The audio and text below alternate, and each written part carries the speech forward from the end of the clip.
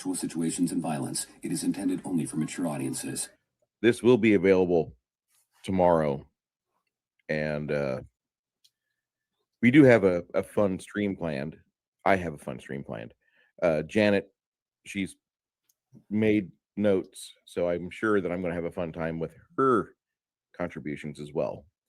Janet, congratulations on a full year of talking about wonderful movies and some movies which we wish were more wonderful, but they're not. Yeah, can't have everything we want. No. But we can't know how good movies are if we don't watch bad, right? Correct. We have to, and that's kind of something that you have to do. You have to temper your enjoyment of 5-star cinema and TV watching fare with the occasional Ishtar or Cowboy Way. I still thought Cowboy wasn't too bad. I mean, it was not as good as it was when I first watched it. You know, When I first watched it, I when thought you it was get older.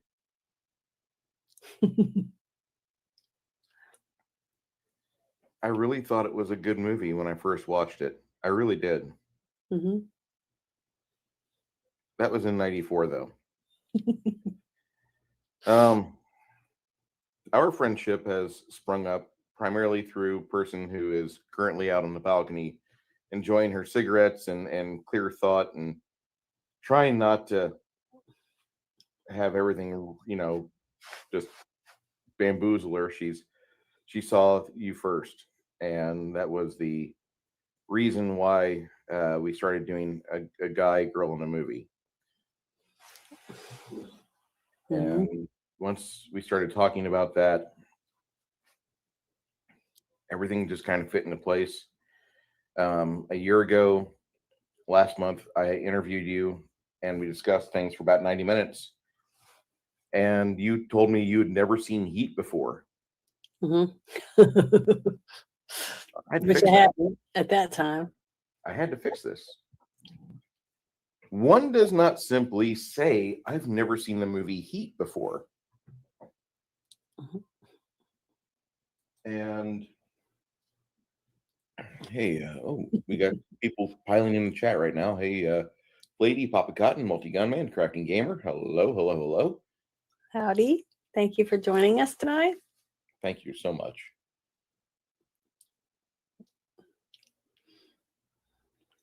Since we've discussed things a little bit, in retrospect, you haven't had any new opinions pop up because of what happened with Michael Mann's Heat last year, have you? No, not really. I mean, every week we're doing something different, so it's kind of hard to really. Oh, hey. Whatever, Cass. Mr. Wiss. It's hard to really just focus on one when you're watching one every week. And then I was sick last week, so it's trying to recoup. And this, it took me longer to get my chickens to put up tonight because it's starting to get longer days. So they don't want to go back in the coop, and I had to, get a stick and chase them around. Try to rush them into the coop so I could push the button and have the automatic door close. And then my eyes started watering and everything. So it's just, just trying to adjust in 1 year. So, and then I got in here and that's when I realized my internet was like really not doing very good, but it's doing a little better now. I have high hopes for you, your channel, and your brand, whatever you wish to do with that. Mm-hmm. And I'm not trying to say that we need to doctor up Janet's brand marketability. Here's Janet. She's been in Hollywood. She's been on the East Coast. She's a victim. No, don't do that. No victim thing. Okay, meet Janet. She's pretty. She's got good opinions. She's a victim. No. She's not a victim. And I'm taking the riff off of the South Park from 2 months ago. They did the World Privacy Tour with Harry and Meghan, which was the best episode I've seen ever. Hey, Cronus. I'd like to. I gotta hold my finger out so you can see it. See, my boob is better. My finger almost looks normal again. because he asked me about my stitches, how I held up. And we started doing this back and forth, picking movies. And you had me watch Lars and the Real Girl, or the Real Gal. Yeah, Lars and the Real Girl. That was a different movie. Mm-hmm. I still don't know if I like it. It's not bad. It's not what I wanted to watch. I'll say that much, but it wasn't bad. It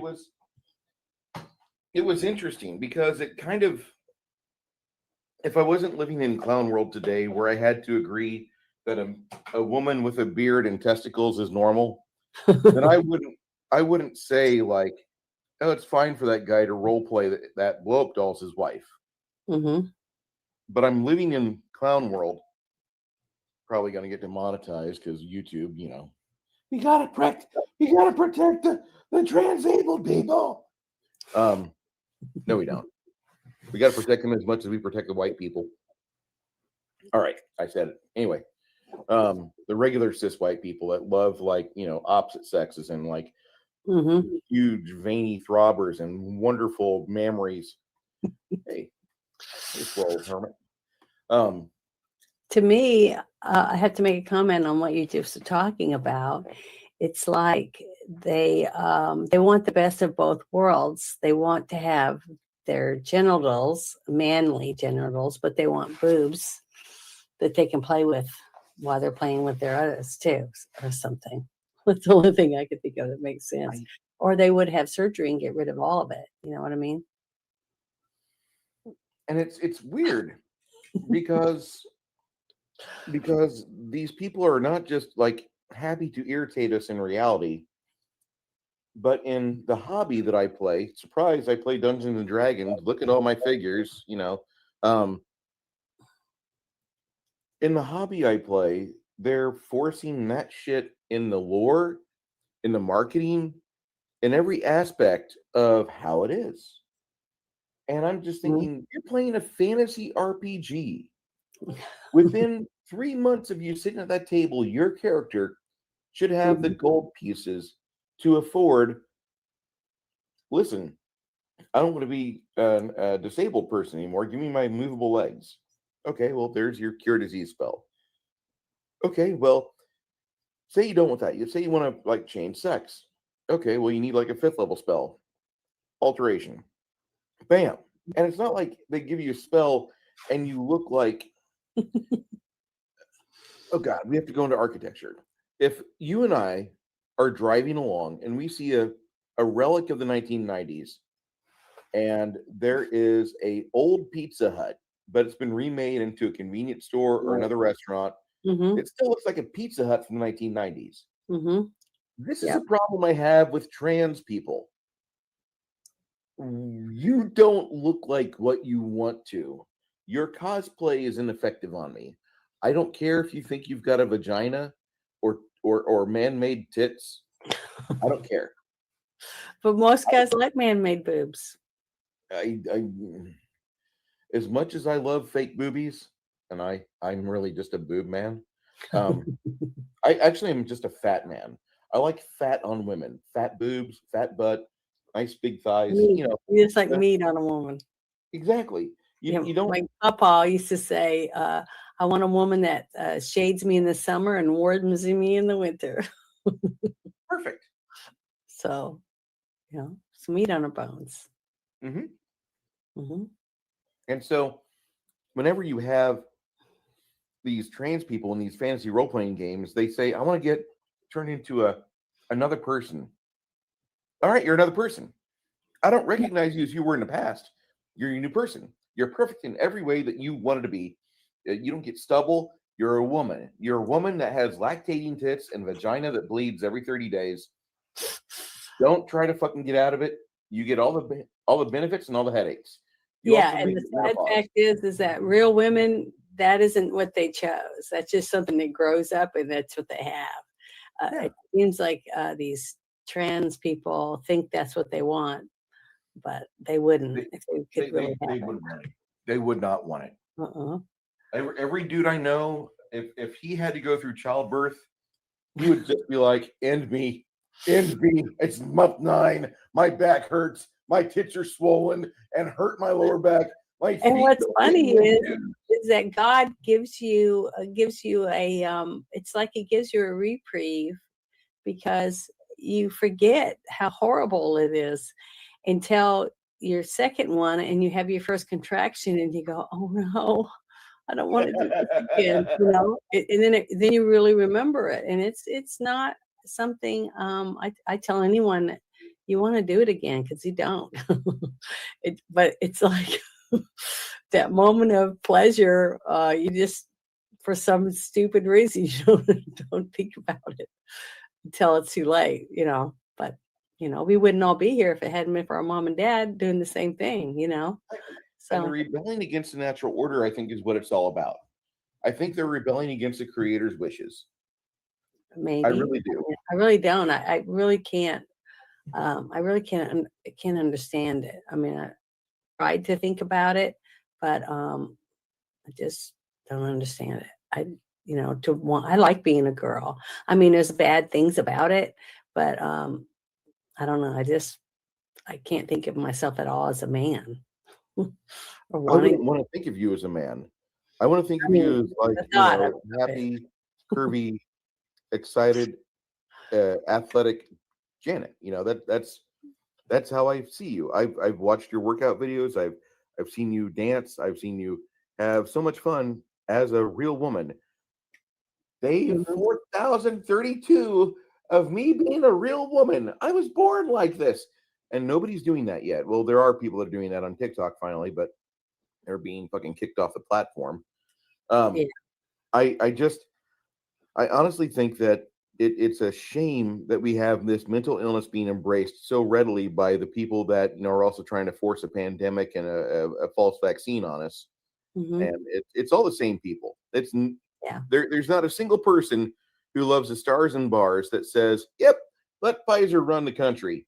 Anthony Fauci, he's got a good head on his shoulders. He knew what he was talking about when he said, "All of you gay people need to wear masks because whenever you have a blowjob that you've still got a sperm spittle in your mouth, you're exhaling AIDS onto whole neighborhoods around you." And that's what he said in 1984.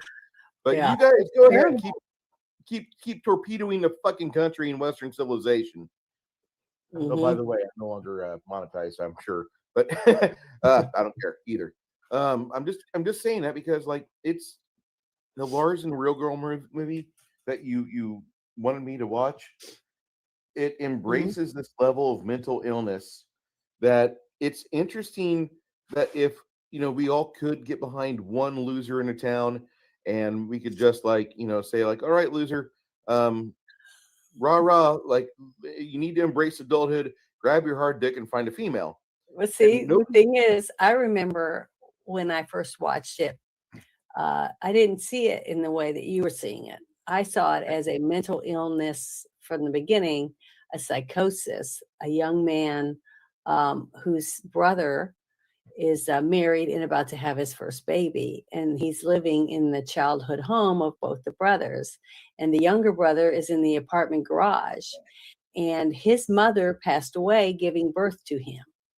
So basically, because the thought of his sister-in-law going to die when she gives birth because of his own birth coming up and the birth of the new baby, which it could be a nephew or a niece, causes him to snap because he doesn't want to relive knowing that his brother's wife is going to die. In his imagination, that's what he thinks. So it's a mental, break that he has. So that whole thing is, and the fact that, he wants to have a family of his own and he wants to move on, and mature. And that's when his friend of his at work shows him online these dolls that you can order, which are real dolls. They're lifelike, they have hair and you can dress them and things, and they're correct that you could have sex with them. So he ends up ordering one, and he introduces it to his brother one night for dinner because he tells them he has his girlfriend now, and they invite him over for dinner. And when he pushes her over there in a wheelchair, they get to see that he is not mentally stable. So the whole thing the story to me, I thought was a wonderful way of showing how his brother, his wife, his sister, his sister-in-law, and his pastor and his church and his little community around him from where he went to school and grew up before his parents died, all rallied together to try to help him through his psychosis, because the psychiatrist tells him that if they could just help him through until he realizes that he doesn't need this girlfriend anymore, that he can step out of that and become a man and have a real girlfriend, a real human girlfriend, that he'll be fine. And that's exactly what happens, simply because people love him enough to sacrifice and pretend that she's real just to help him through his psychosis. And I think that it's a wonderful movie. I still love it. It's very heartwarming, and it gives you the inner workings of psychosis and what brings on a psychosis and what it takes to break one and help someone through it. That's why I love that movie, and I still love it. And I thought Ryan Gosling did a phenomenal job in this movie. I like Ryan Gosling a lot. I just don't. Gosh, that movie just kind of, there's part of it where I enjoy it, and I do see the two parallel stories going on between Ryan Gosling's character and an older brother. I think it's great, but at the same time, I really fear that like that storytelling gets lost because we focus so much on Mr. Gosling and his Doll. wife. We focus too much on that. And the doll, she gets, I mean, it's a lovely creation. The name of the movie is Lars and the Real Girl with Ryan Gosling. It's 2009, I think.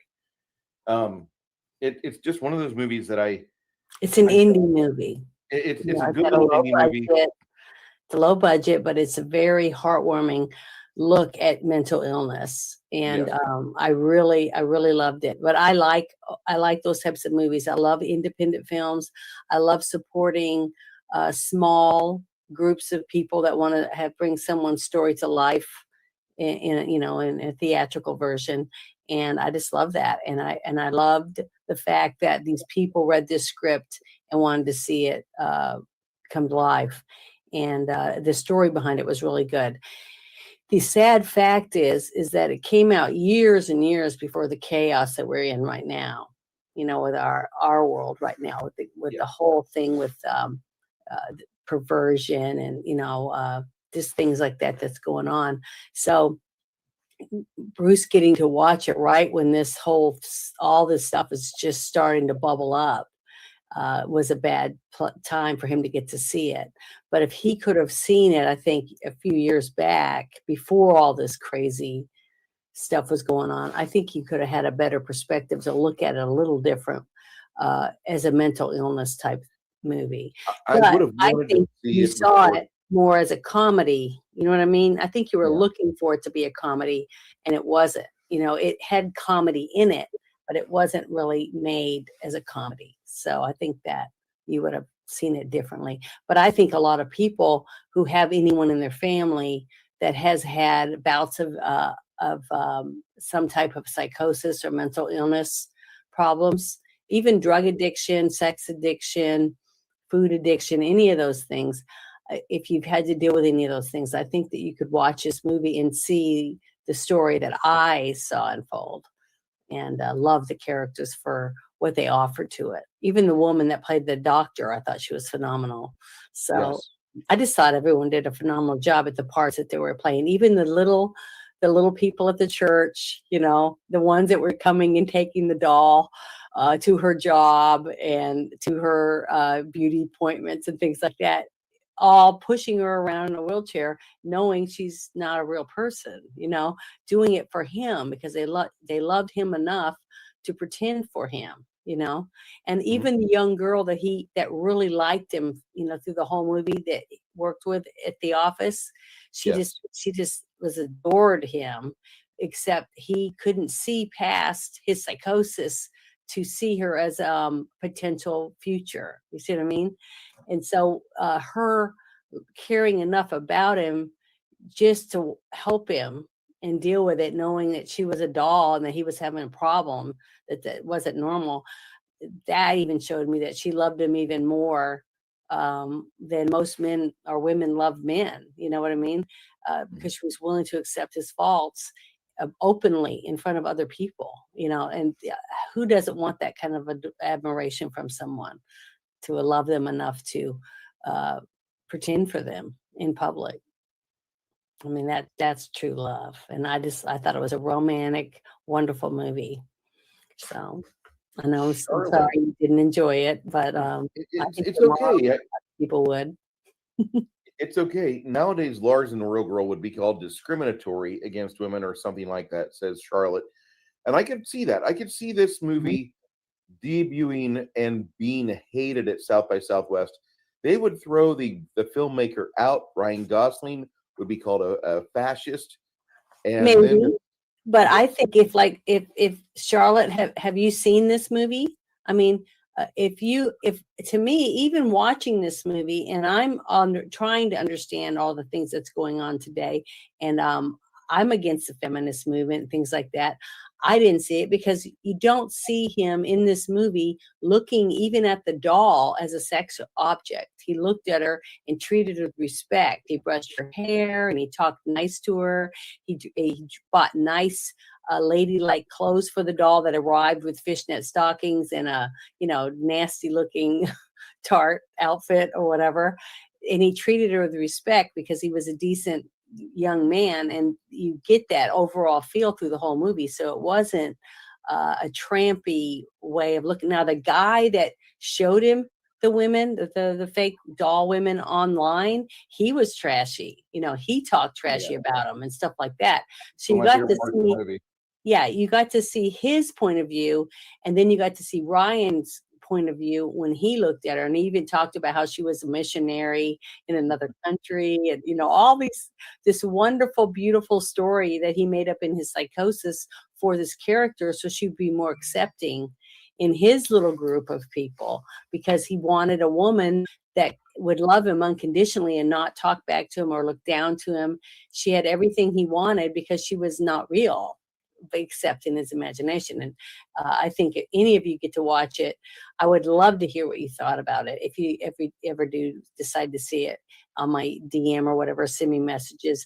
I would love to know what you thought, because to me, this is such a good movie for anyone who's had to go through some type of turmoil with a loved one, Alzheimer's or anything, because you get to see the other side, the hard part of the loved ones that love Ryan Gosling's character, but are trying to go on, oh my God, what do we do with this person? He's mental. Hello? All right. Janet's internet might be going out. I know. Did you see that? That's what happened before, and I was gone. So hopefully this isn't going to happen to me again. So. I know you like Arkansas, and I know you like, living in a solid red area. I get it. It's I really do. We could really use another person here that was like, red voting in Bear County. I'm just saying, Harum. Yeah, I have family in Texas, so yeah. Out near South Park. Travis made me laugh. He's like, I disagree. This is to soft normalize the doll love. Well, like, I loved it. I thought it was a really, really good movie. I still love it. I own it. I've seen it at least 20 something times, and it just depends on what I feel like, if I'm in one of those moods or whatever, to sit and watch a movie like that. I know it sounds dumb, but to men, but sometimes women just want to watch a movie so they can cry and get it all out. I don't know how to explain it any different than that. It's something that God made us this way. I don't know why, but I guess that's why when you guys have a boo-boo or you have a fever, we come and we take your temperature, and we try to make sure you're covered up and warm, and we make sure you eat, and we take care of you, because that's the instincts that kicks in on us because of our our hormones or whatever. And men are supposed to say, when the woman's like, "Oh, honey, I'm hungry," you're supposed to go out with a club and beat something up and bring it in and cook it for us. So, that's the difference between men and women. But, that's just the way it is. But that's why there's different movies for all of us too. Charlotte said something that's kind of profane. He was Mhm. projecting what he wanted from a real woman onto the simulacrum, or in feminist talk, it teaches that women are replaceable. And someone with blue hair just Oh, we get some people talking about how I love to be in a red place in Texas. So basically 5 minutes away from any major metro area that's over 50,000 people, with this Mhm. exception of Fort Worth, which is solid red. Kronos is offering to kiss. Yeah, I'm telling him, you can't kiss my boo boo. It's healed up. I'll have to wait till I get a new boo boo. The next movie we watched was a film that I really enjoyed called Brainstorm, and I'd never seen it before, but I'd seen it advertised. Hmm. I didn't have the facilities when I was a young kid to enjoy it like I do now. And during the time between then and there, I believe Mrs. Louise Fletcher has died. Is this the one with Dennis Quaid? No, that's Dreamscape. Oh, I I'm can't talking about remember. the I one. got these two mixed up before too. Yeah, I'm talking about the one with Natalie Wood and Yeah, Christopher Natalie Wood, Wood. Mhm. and this was Natalie Wood's last feature. Yeah, because her sister did a couple parts for her Mm-hmm. because she died before the movie was finished. Yeah, she had passed away while on the boat, high on who knows what. Hmm. Okay, so I guess that wraps up everything for Brainstorm, which I still really enjoy. We It was watched a good another movie. film. It is. It is a great movie. I think I think Chris Walken needs to.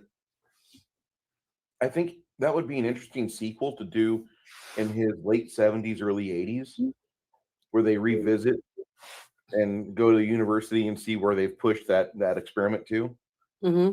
The scene, though, a couple of the scenes when this movie came out, to me, were phenomenal. Of what your imagination might think you'd see on your way to heaven.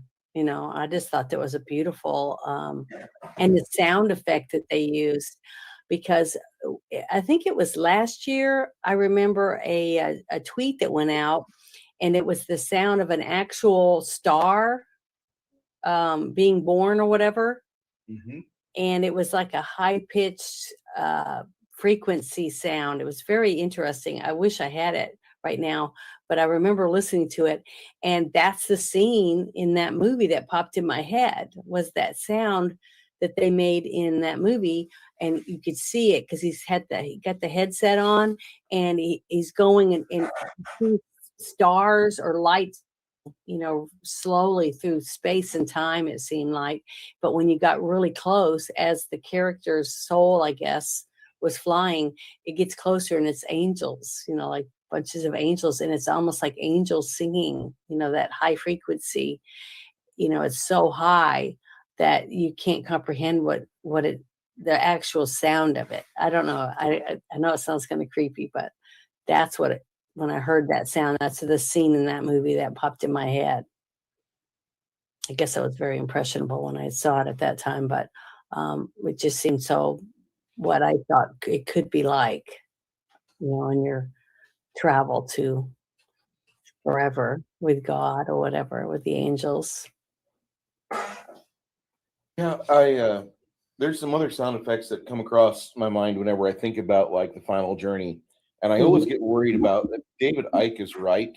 If David Icke is right, then we're all going to Saturn with our souls. Why? What do you mean? Oh no! You have to listen to David Icke a little bit more on that. But Saturn is like this giant soul magnet that pretty much sucks you in, and then you get reprocessed and put back through the ringer and start off in a little shitty kid again, pooping yourself. Oh, okay. So you afterlife and then start Yeah. anew. Everything around orbits Saturn and the architecture, worship, and all that crap around 6. because that's the demons. The demons run the world. Mhm. Yeah, Flady says he was thinking the UN was supposed to prevent World War II, not start it. Mhm. Yeah, the UN is just the UN is bad. That's all. And David Icke, Charlotte Williams is the guy that he wrote the book, The Biggest Secret, which is about how all the royal families on the planet are related to each other. Surprise, surprise. And then he wrote Children of the Matrix, which is how we are all controlled by lizard people. Well, if you think about it, if you're religious at all, we are all related already. Because we all evolved from the same beings. So we could all be related somehow.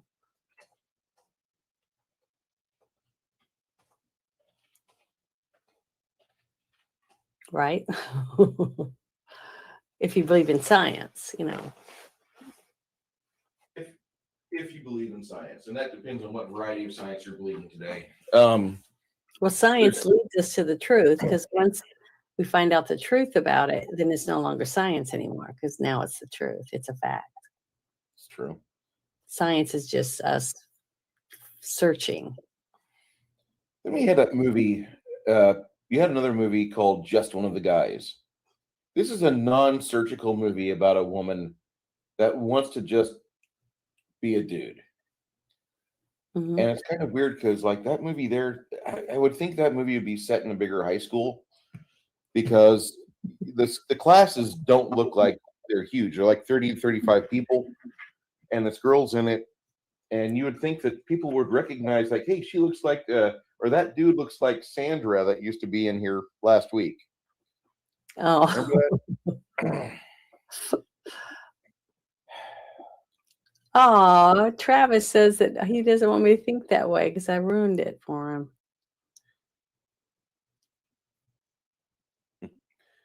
90% of I all ruined you for me. refinery. I don't Yes. really know exactly what that means, but it's kind of sad. The guy, the Just One of the Guys is not a bad film. I was really surprised that the girl tried to, like, convince that dude that she was a chick at the end of the film the way she did. I wasn't expecting her to blow her blouse open. I think they wanted you to see that she really was a girl, and she felt rushed. She felt like, she wanted him to know that she was really a girl because she really cared about him more than he cared about her, because you got to remember, from the beginning, she knew she was a girl. He never did. True. So she had to rush the fact to get him to see who she was.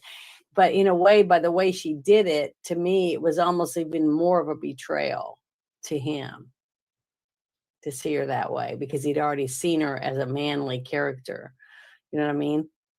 And today, if a woman came up and said, girl, and showed you her tits, you would still say, let me see the rest of it.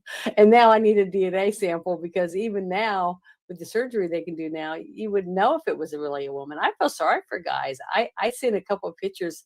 I got online and found some a whole bunch of these Danish models and stuff, and sent pictures to a bunch of my friends on Twitter in DMs, and was like, I feel sorry for you, because this is a guy. And I was showing them pictures, and then I showed them their bio, showing how they had been surgically altered or whatever, having a rib removed, and a couple ribs removed, and all the surgeries. And you're like, geez, I could look like Mae West or something, really, really, a bomb, a 10.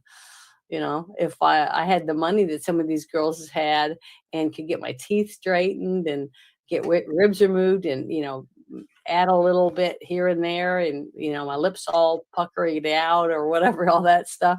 I mean, shit. If you just had money, every woman could look like a 10. You wouldn't have I think my wife would have a lady boner for you if you did look like Mae West.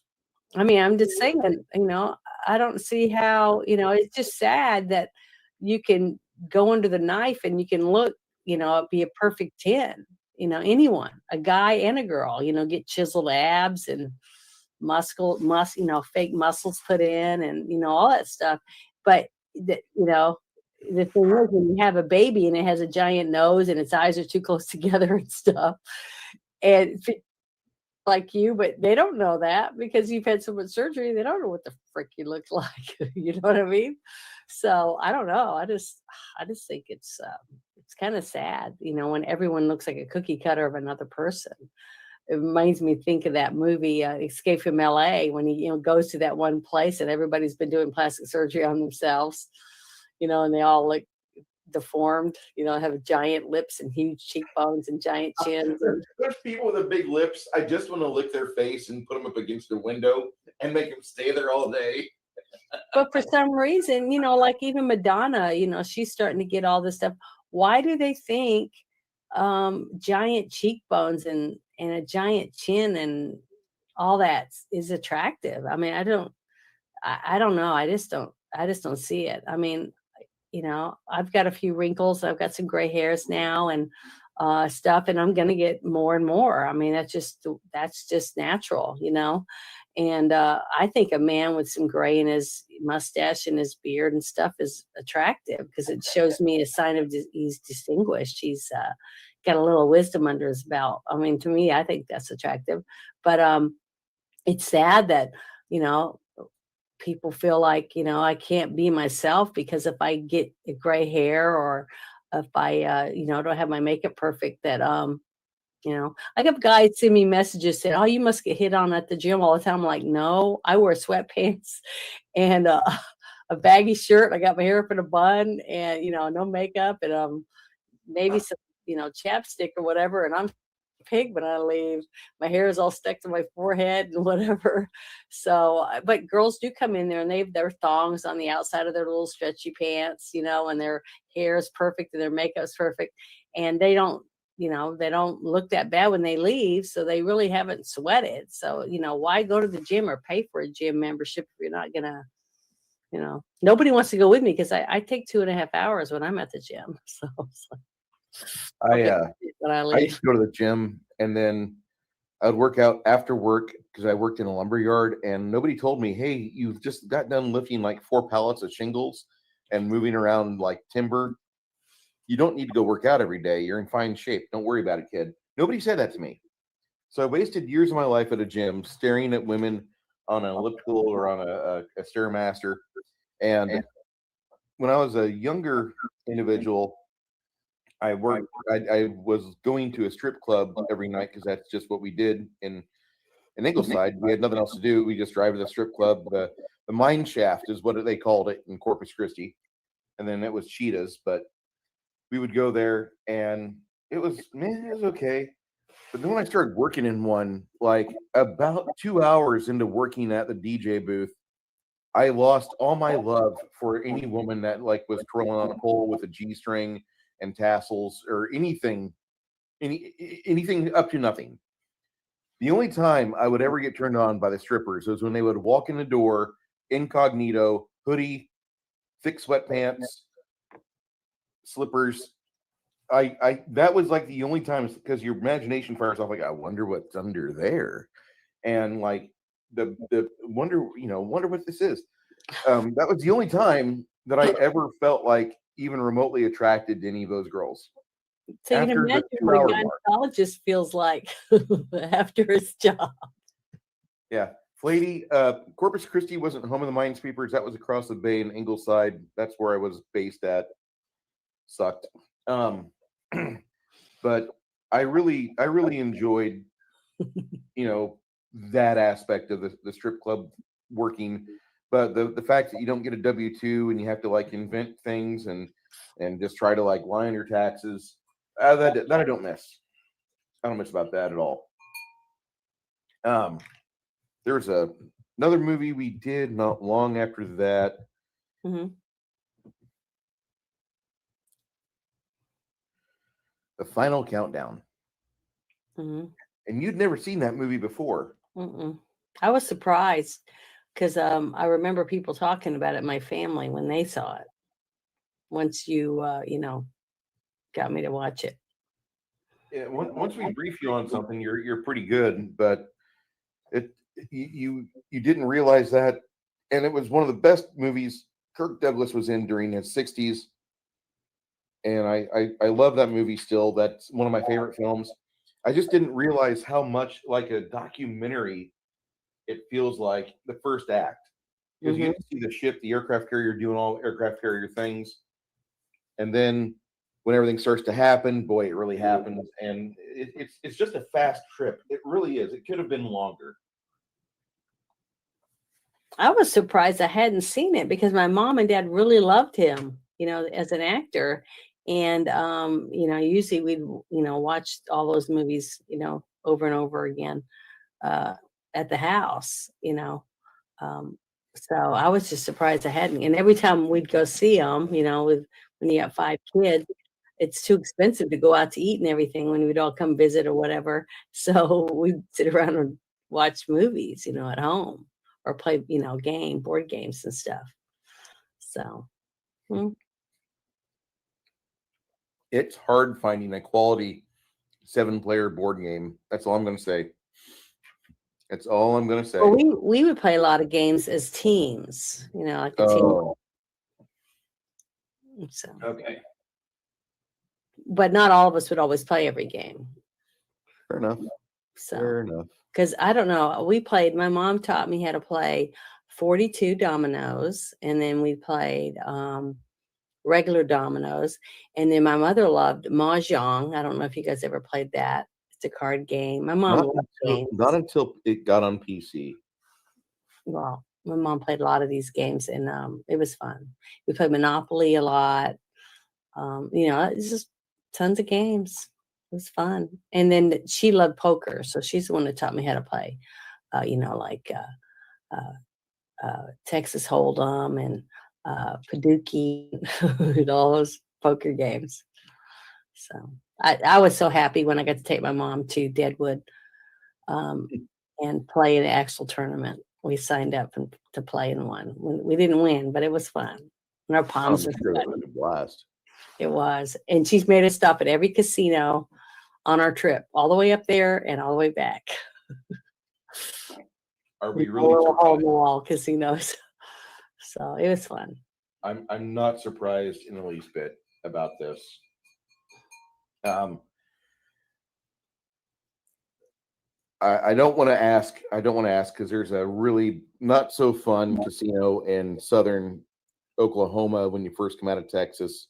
And every time we would drive past it with the frack fleet, the trucks, I'm breaking down, I got to pull over. And the mechanic would have to fix what was improperly working on the truck. So the technician or the driver would have to go inside and blow a paycheck at the fucking I-35 casino south of Tulsa, north of Dallas.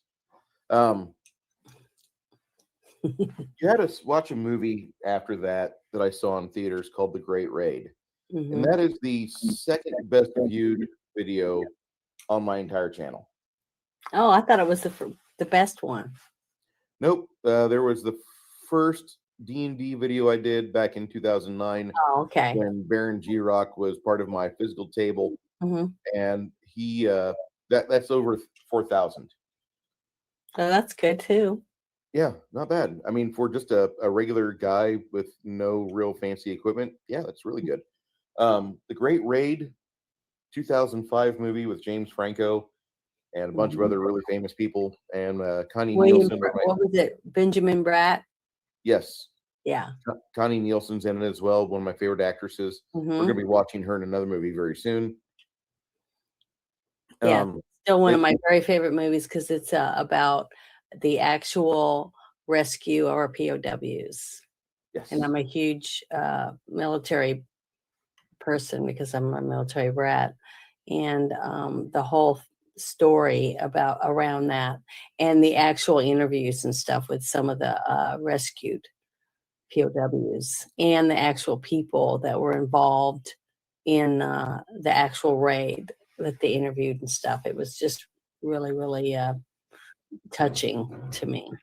When it was made back in 2004, we still had some of those guys still alive. Mm-hmm. This is at the same time. This is kind of coming off of Band of Brothers, Mm-hmm. and that was like a real like moment where a lot of Gen X, like myself, in their 20s, early 30s, got a chance to see what we actually our grandparents faced. And we had no idea. Most of us have no idea what war is like. Mm-mm. Most even veterans don't understand what a war is like because we've never been in a quote unquote a war. We've had military actions and conflicts, but we haven't had a war since the 1940s. Even though we had a war declaration. Anyway, it's just one of those really good movies that shows you some of the stuff going on behind the scenes, and it's mostly factual. There's a few parts I think that are Hollywooded up, but this movie did a really good job. Yeah, with the one actor who's when they break into the shed on one of the POW camps that they're going to raid, and he's got that can of peaches, and they stabbed it with a knife, and he's drinking out of it, and he says, "I feel like I'm sucking on Rita Hayworth's tits." Little things like that. It was heartwarming in a way because it made you think about your grandfather or your great grandfather when he was in the military, and who the beautiful starlets were. And then what was the name of that group of people that traveled around with Bob Hope? The NCO or something, USO. And it just was wonderful, I thought, to get to see the men in that. And it almost seemed like I just thought they all did such a good job at making you believe that that's the era they were in, when they were talking about it and laying there thinking about what they would be doing if they were to be with the woman they wanted to be with, things like that. It was just heartwarming. And I cried when you saw at the beginning when they dug that air raid shelter and all those guys were down in there and they poured that fuel down in there and they set it on fire. And when the people were trying to get out, they just shot them.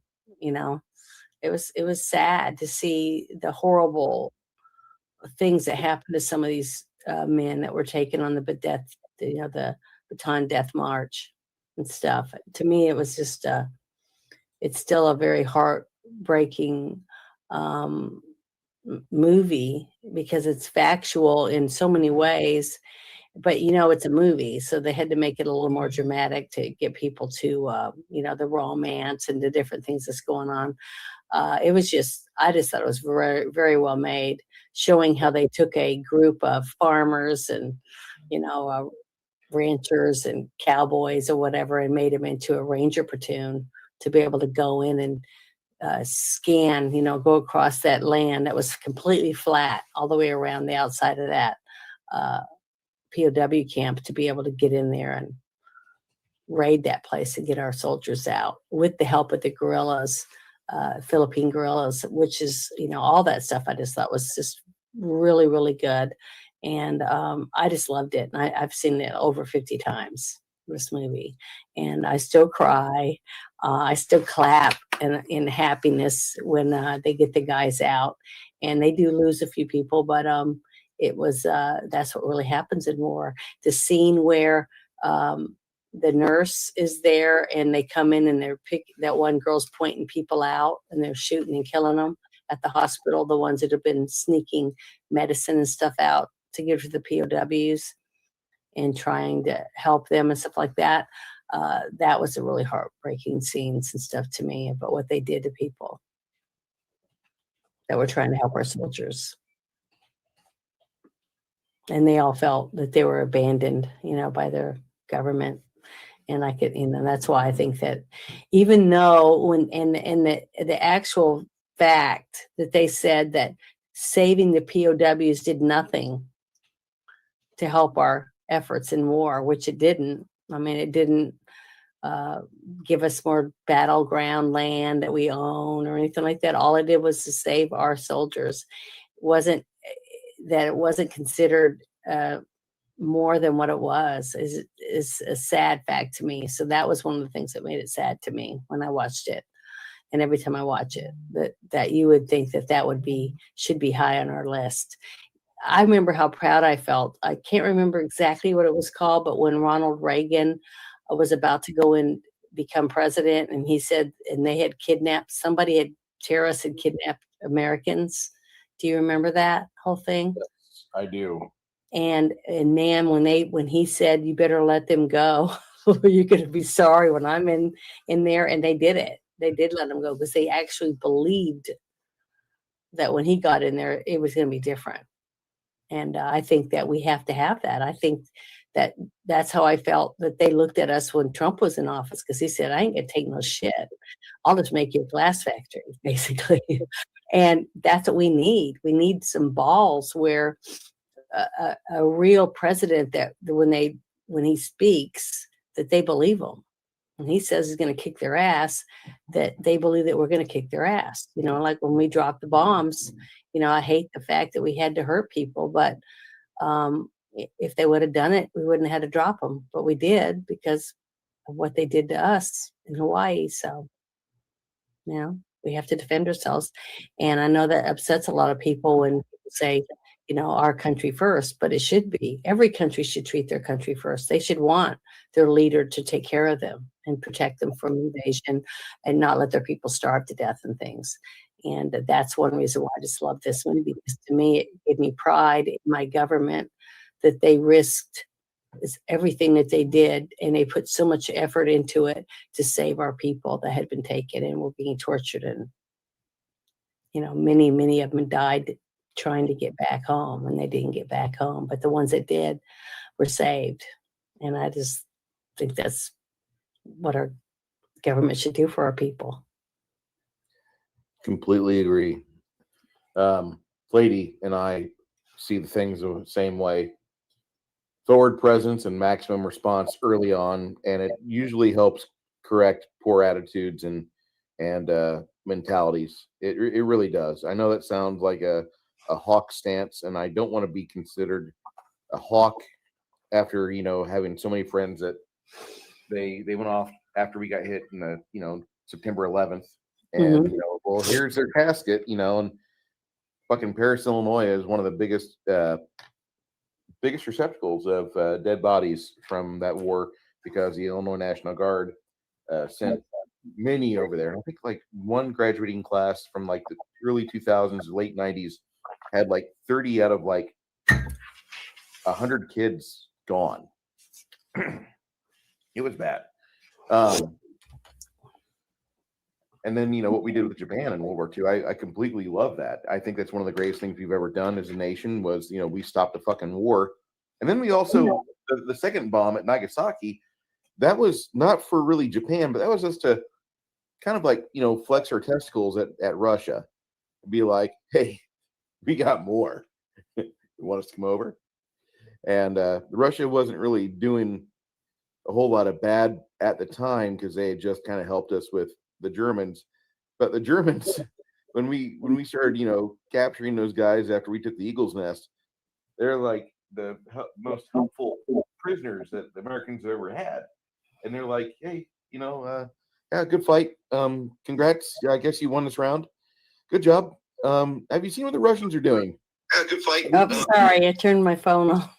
Have you seen what the Russians are doing? Did you see this Stalin guy? He's really not good.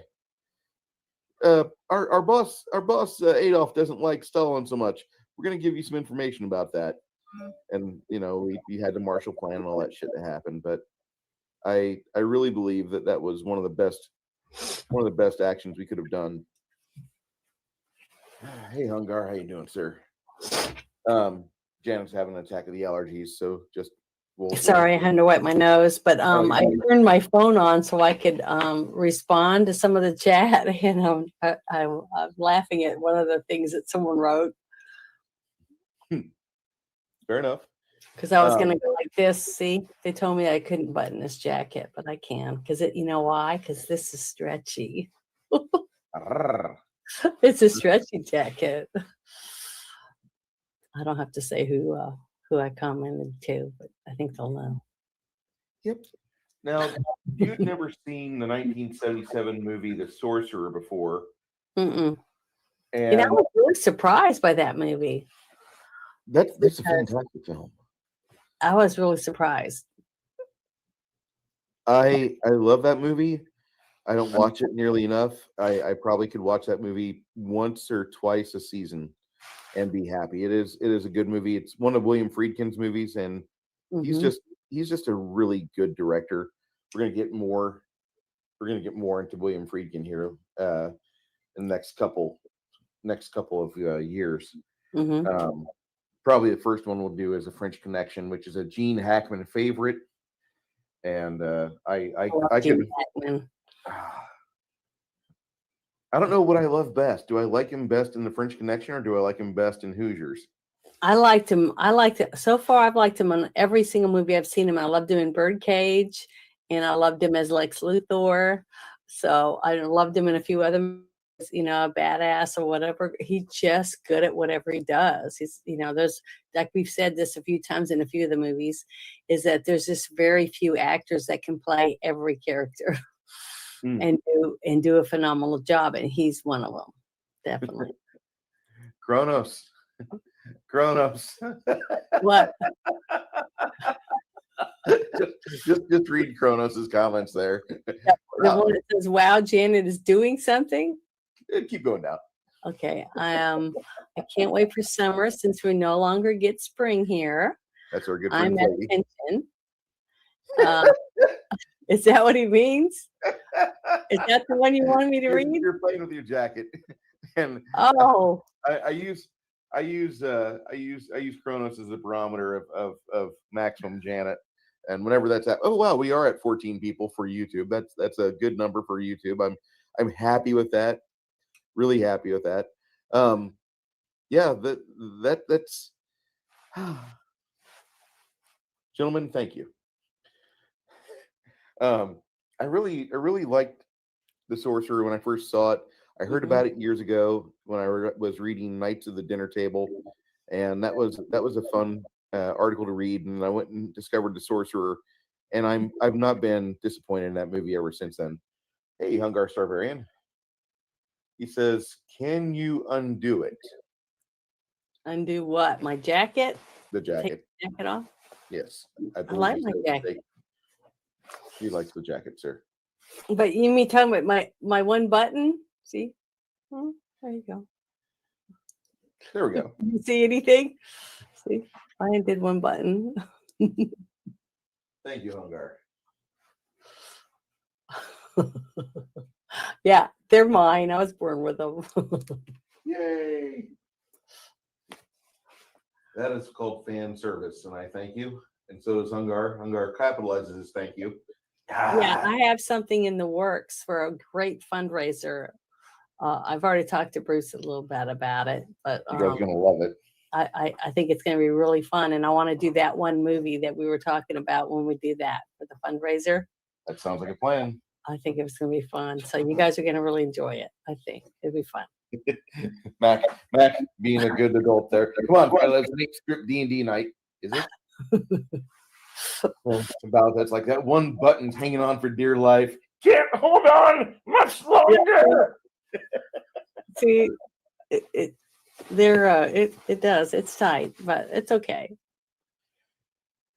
We watched a movie after that with one of my absolute favorites that you picked is Victor Victoria. Mm-hmm.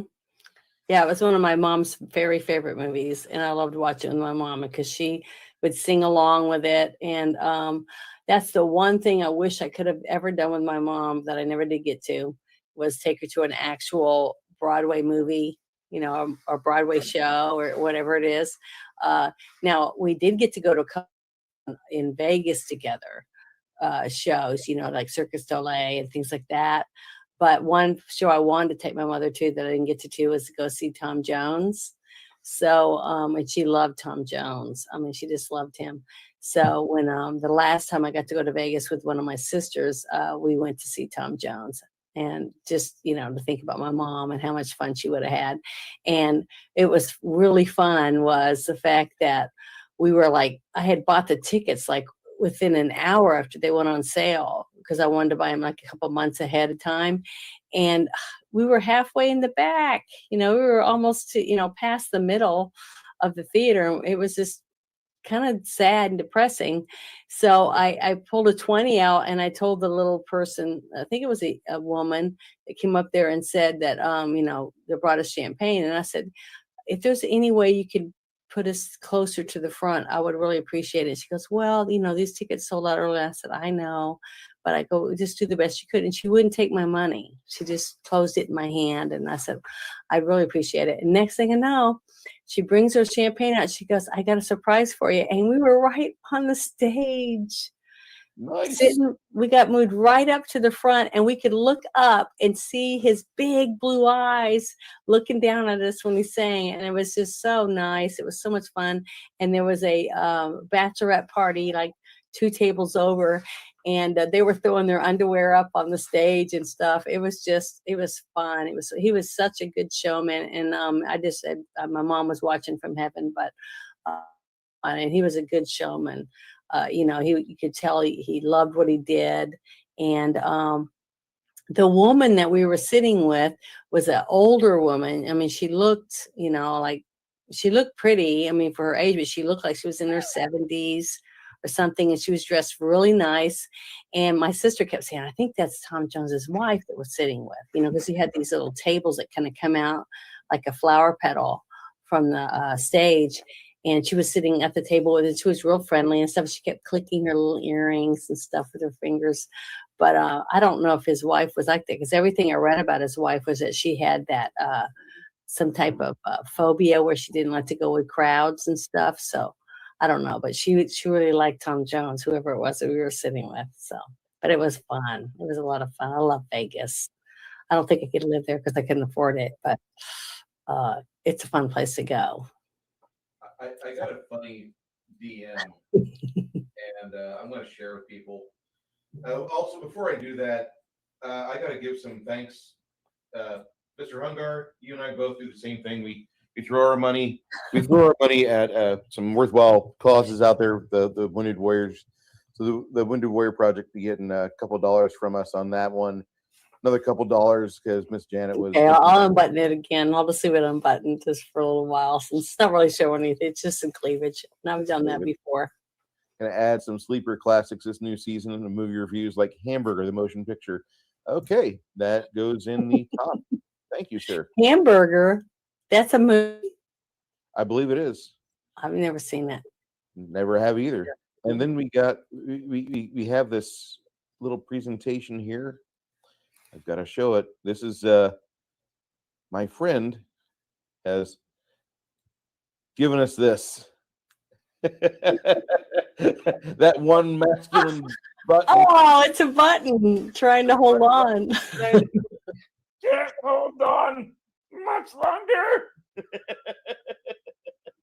It's about to burst its buttons. Yeah. Ah, that's awesome. Thank you, Bowsette. Oh, that's funny.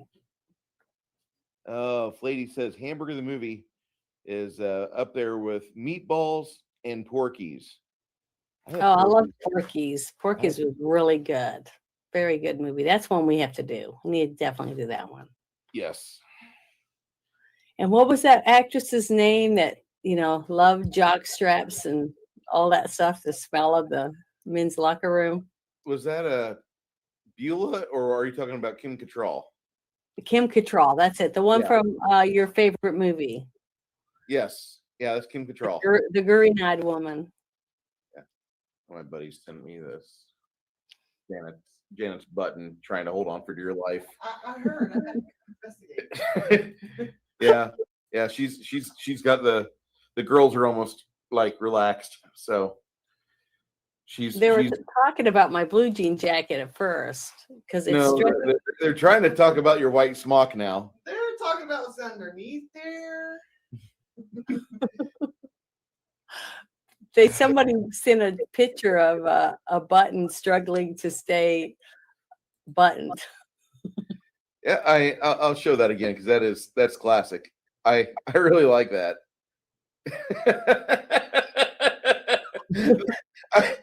I think that's going to be the the thumbnail for tonight.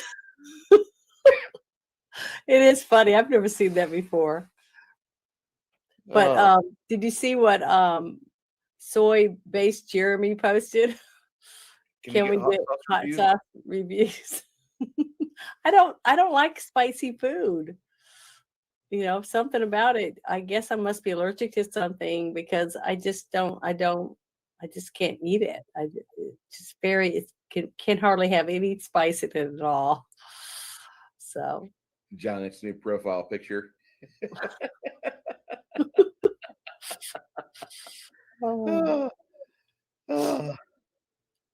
Yeah, I love spicy food. I my wife is very much not into all that. She'll take a shake of Tony Chachere's, and that's about as far as that goes. To be fair, Janet looks very nice in the jacket. Yes, she does. thank Look you. I like she- my jacket. It's pretty. her Janet's wardrobe has never malfunctioned that I've noticed, but I'm going to just say I that use lots of safety pins and stuff, to be honest. And we're tape, you know. They use oh, lots of tape and stuff in the movies too. To we'll make have sure to things do stay that. where it belongs. Hey, Freeman, thank you so much. If you got to go, I appreciate it. If you want to hang out, please do. But Thank yeah, you. that's our friend, the Elvin Archer from Saturday. Oh, hello. Hello. That's Brooke. See you in another week well, a little over almost 2 weeks. Yeah. Hungar, have a good night, friend. Go get some good food. Thank you for stopping in. You got Jeremy here telling me what I need to review for food. As if I'm not fat enough. Yeah, I wouldn't mind us reading some of those labels because I went to a place and they had all kinds of different, you know, like hot sauces and stuff. And one of them was like ghost peppers or something. And on the label it said may cause anal bleeding. And I was like, why would anyone at all want to eat this stuff? So it's just beyond me. I don't get it. The strength of their sphincters. I don't know if you heard the wife, but she's like, they're testing the strength of the sphincters. Well, it's just not worth it. I would not. I don't. If it said that on the label, I wouldn't even want to try it. Yeah, he plays an elven rogue. Hmm. Um, I'm half elf and half human. My character. I love that game. That's one of my favorite games I've ever tabled.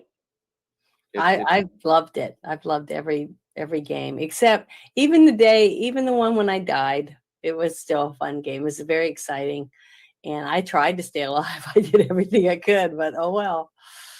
I just got eaten anyways. We're gonna be here for 6 hours, which I don't mind that, but I got to work tomorrow. I just talked about the first 8 videos we did, and I really love Victor Victoria. Preston, I forget the guy's name that stars in that. He was also in one of my favorite movies from 1984 called The Last Starfighter. Mm-hmm. That Yeah, is, he was so good in this movie. I laugh so hard every time, and I've seen it at least 75 times, and I still laugh every time. The acting is phenomenal. The music is phenomenal. The costumes are phenomenal. I mean, just everything about it. The whole, the banter between the bodyguards and her lover, which is played by what was his name again? The actor. James Garner. Yeah, James Garner. Him and his bodyguard that ends up being gay. Just everything about it. It just story was funny and it was heartwarming, and it's just a phenomenal movie. I just loved it. Hey, Maybe- listen, Soy-based Jeremy, she didn't call you stupid for eating Reaper sauce. She said that's self-destructive to your asshole.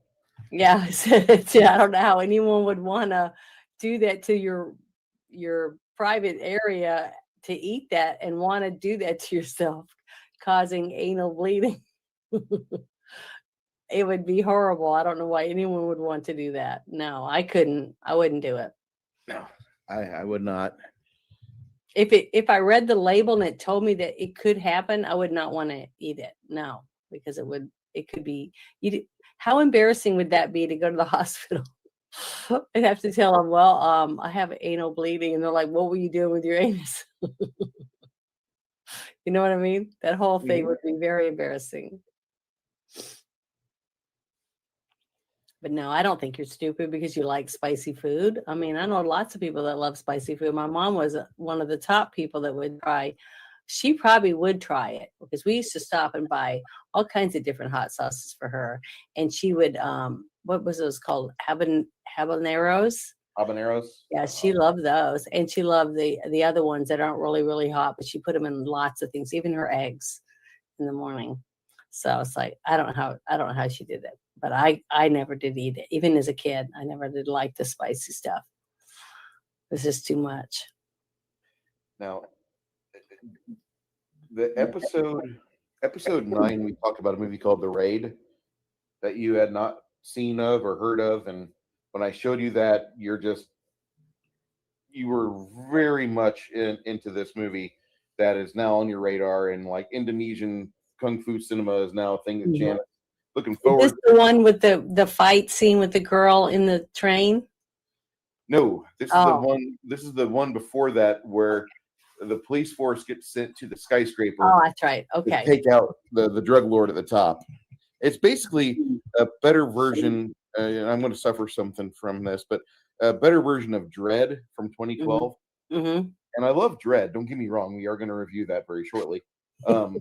But I love this movie more because I just was not expecting this movie, and I was not expecting the level of kinetic action, professionalism. I was not expecting the stunt work to be so damn good.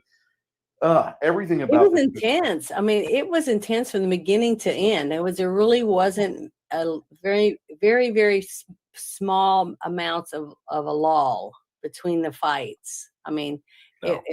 The intenseness that you have when you go see John Wick, it was basically like that, but it was from beginning to end. It was like you didn't have much. Your adrenaline was just pumping through the whole thing because there's so many fights. It was just amazing to me. And in the small quarters too. And I don't know how they did it. It just seemed like it was a nonstop battle through the whole thing. And I love it. Mm-hmm. I love that movie. Isn't that one of the highest rated watch movies too? Isn't that one? Mm-hmm. I can see why. It's a very good movie, very action packed.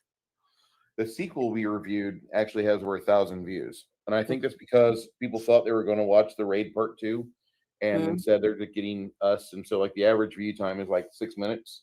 Yeah. So sorry, guys.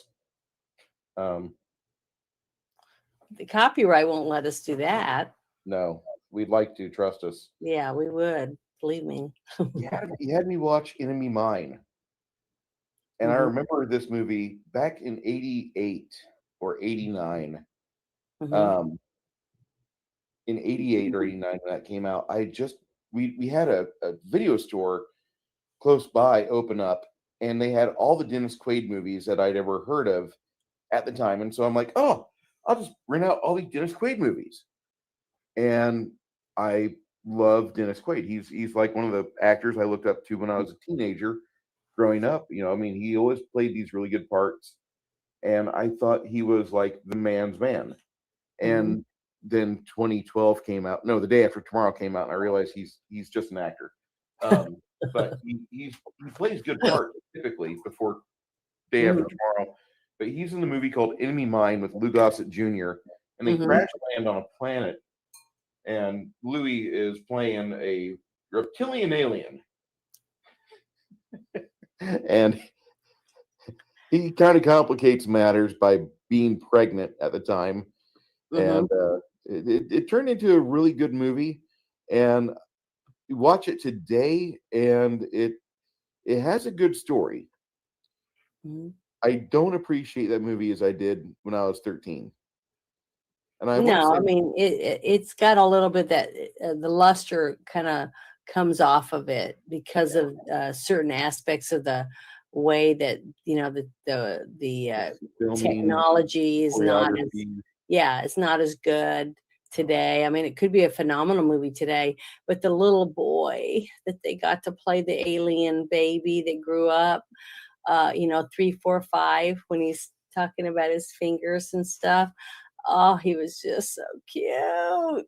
Oh, I just loved him. Just loved that little adorable actor. He did such a good job at playing the little boy that he raises.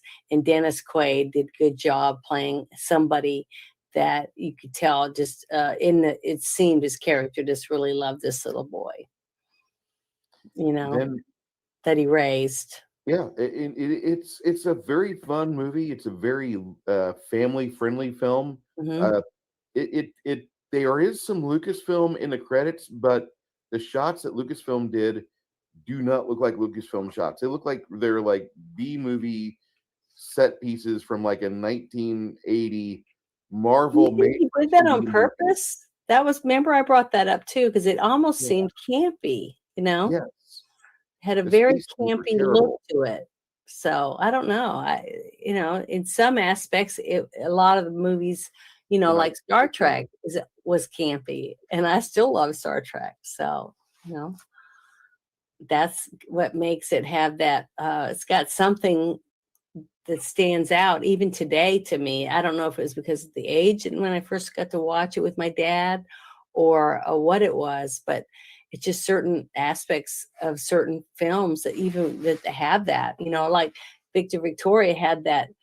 To me, it almost seemed like it was filmed on a stage while they were doing it in Broadway, And Yeah. to me, that's what was attractive to me. The whole restaurant scene, when the people are rushing around with a cockroach, rushing around.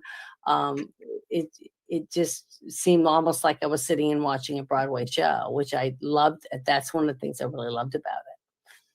So, and that's kind of what I saw when I watched that Enemy Mine. It seemed very campy, almost like it was made to look that way, like he wanted it to be seen that way.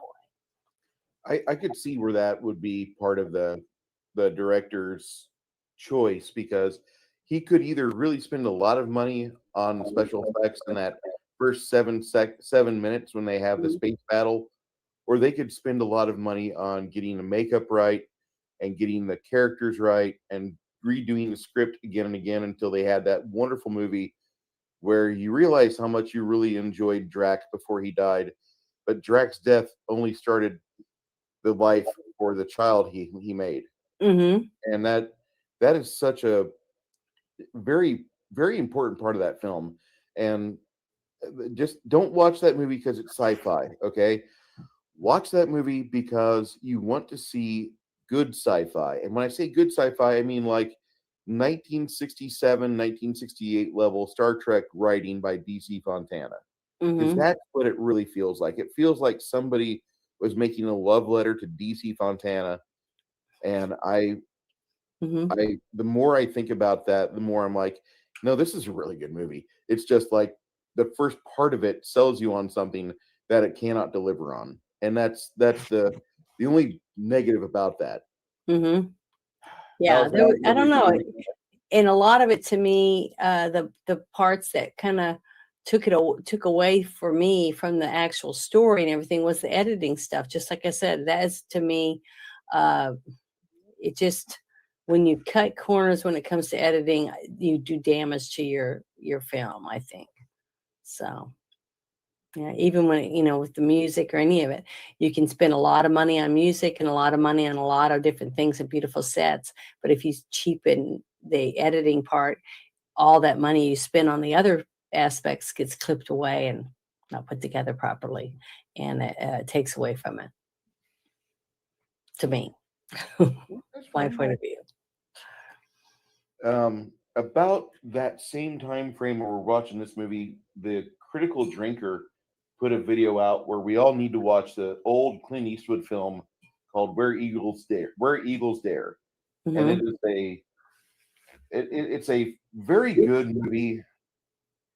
It doesn't hold up very well if you compare it to today's fast edits and stupid jump cuts. But if you watch it for a traditional movie experience, Where Eagles Dare is fantastic. And you can see a young Clint Eastwood just embracing the nature that he's got as a man and as an American, getting to partake in a movie where he kills Germans. He has a ball. and his the other lead in that movie is very much an anti-war socialist. And when you know that and you watch them go through the scenes, Clint Eastwood's just having a good old time with it. And Robert Jordan is in it, I believe, and he's not having a good time. He's not. But that was one of my favorite movies early on, because I watched that movie about 4 times, just enjoying it and watching it unfurl. And I watched it a couple more times after that. And that movie is just good whole time. But it's a 1968 British war film. Do not look at it like it's a modern movie. You have to understand they didn't have the techniques or squibs. Bonnie and Clyde changed everything. And once Bonnie and Clyde came out, then movies got more accurate with the gunfights. But this is not one of them. And the ADR, you have to ignore the ADR, but there's so many good parts of this movie. You'll enjoy it. Mm-hmm. Sorry. Yeah, that's good. Kind of rushing through there. After that, the 1997 comedy sci-fi classic Galaxy Quest. I loved this movie. Absolutely loved this movie. I laughed and laughed and laughed, and it was just so well done. And the actors, they got to play all the characters. The Star Trek feel that I got from it, like the convention part of it, where you get to focus a little more on the nerds that love Star Trek or love Galaxy Quest, the TV show, and seeing it and getting to see it and thinking it's a part of the show when it's really real aliens, supposedly, things like that. The whole concept of it was just wonderful, of getting aging stars, and they're going to battle real galactic threats. And I just thought it was great. And the part where I brought up the scene where you got Sigourney Weaver and all them, they go through the time warp or whatever you want to call it, and get sucked onto the ship, right? And then here comes the aliens, and they forgot to put their push the little buttons on their belts to make them look normal, and they look like these octopus creatures, and they come up in front of the characters, and they got all their different hands, with these probes and stuff on them, and the probe that they have right in her face going like this with it, and she's trying not to crack up laughing because the prop master knew what it was, and she definitely knows what it is. And it's one of those actual tools that they use when they give you an vaginal exam for your smear. They have it and they're flopping it around. And I just know that everybody was cracking up laughing, at least the ones that knew what it was, to see what her reaction would be when they did that to her. And I just thought it was phenomenal scene. I couldn't help but laugh. And I remember you found one on online and showed everyone the picture of it, but I just thought that was so funny.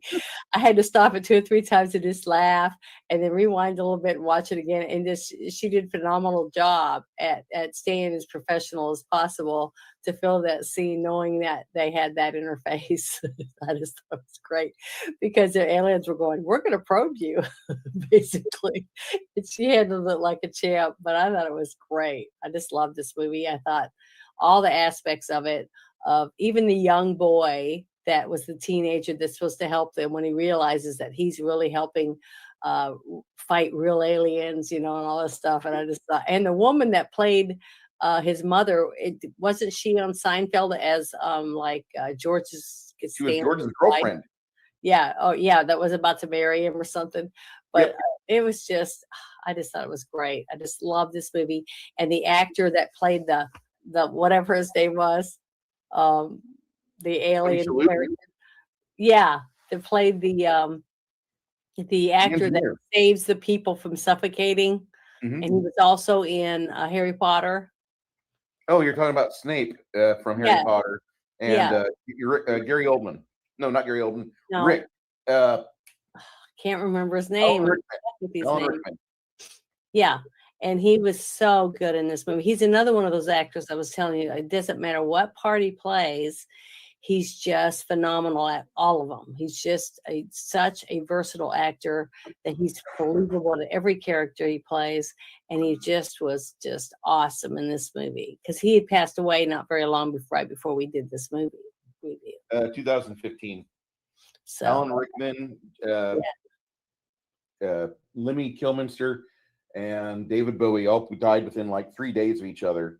yeah. So that And for the was longest time on social media, I had the picture of those three sitting at a table together, which mhm. it's an altered photo, but it's a very well done altered photo. Yeah, but it was just such a good movie. I laughed, you cried, and you cheered them on. You know, when you seen them and they're arguing because her only job on the ship was to repeat what the the ship computer told her to say, and she would repeat it. And he's looking at the computer, and then he's looking at her, and she's like, "It's the only job I have." I don't know. I just thought it was just a wonderful comedy, and I think they did a great job at playing all the characters, and it was a great story. And even what was it? The actor's name, Tony Shuba. Yes, Tony Shalhoub. Yeah, he was so funny as this calm, collected guy that falls in love with one of the octopus aliens. And they're all awkward when they walk and stuff because they don't know how to walk as just normal humanoids because they're octopus. It was just funny. It was a really, really good movie, and I loved doing the review on it. It was a good movie. I still recommend it. Still recommend that movie. The movie we did right after that was my favorite movie of all time, Big Trouble in Little China. Hmm. And nothing's changed on my opinion on that. I absolutely love this movie. Kim Cattrall is just now starting to show her age, where she looks like she's like 40 something, and in reality she's like 60 something. But Hmm. she's well preserved. She's like Keith Richards, and she's going to be just fine. But my God, this is still one of my favorite movies of all time. I love Big Trouble in Little China. That's still, you can't Well, make Kurt a more. Russell, he aged well too, didn't he? I Kurt mean, Russell. yeah, he looks really good for his age. I don't know how old he is now, but he's always looked, very dapper, and his wife too. Wasn't she older than him? Goldie believe Hawn. so. I believe so. And she always looked really good. A couple of years older. Um, Two girls with green eyes. Yes. Okay, Mac. We will be doing Demon Hunters at Dead Camper Lake in the end of May. Next week's movie that I want to push is Hamburger the movie, because I was paid to do it. Okay, And I think that's the one Hungar. Who picked it? I believe Flady or Hungar. Okay, so we want to make sure. I believe Flady did. He gave a $5 super chat, and like, okay, that moves that to the front of the line. Cool. Hamburger it is. And then 2 weeks from then we'll do Demon Hunters at Dead Camper Lake. No, Flady, we do have to. Somebody mentioned something with me with a kind word or a dollar behind it. I will prioritize that over just random chats. Yeah, why not? I've never seen them. I haven't seen them, and I want to see new movies I haven't seen. So I think we're gonna watch Demon Hunter and the Dead Camper Lake, and then probably in July we're gonna watch The Gamers Part 1 and The Gamers Part 2. The Gamers.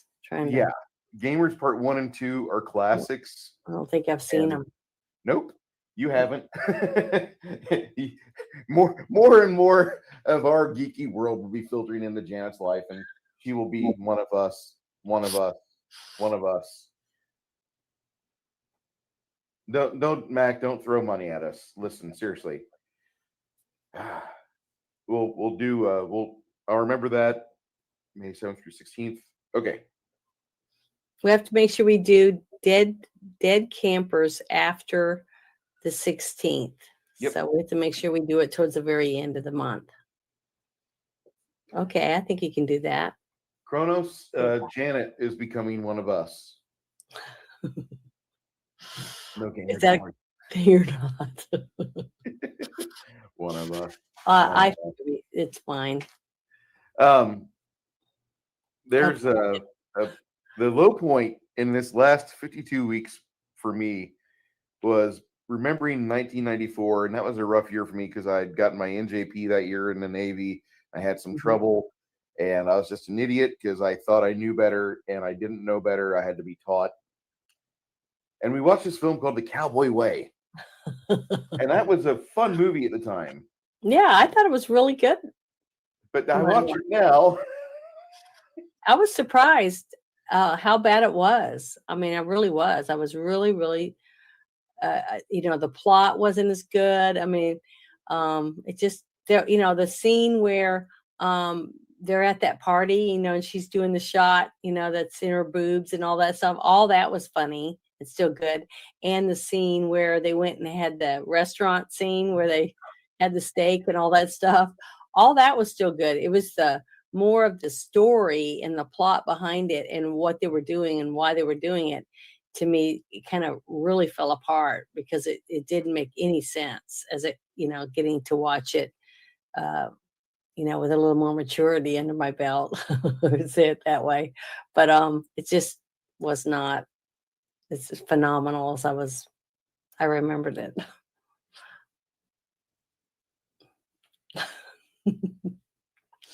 But I have had a few people mention the whole thing about the torture with baby calf and how that would work today to get people to spill the guts.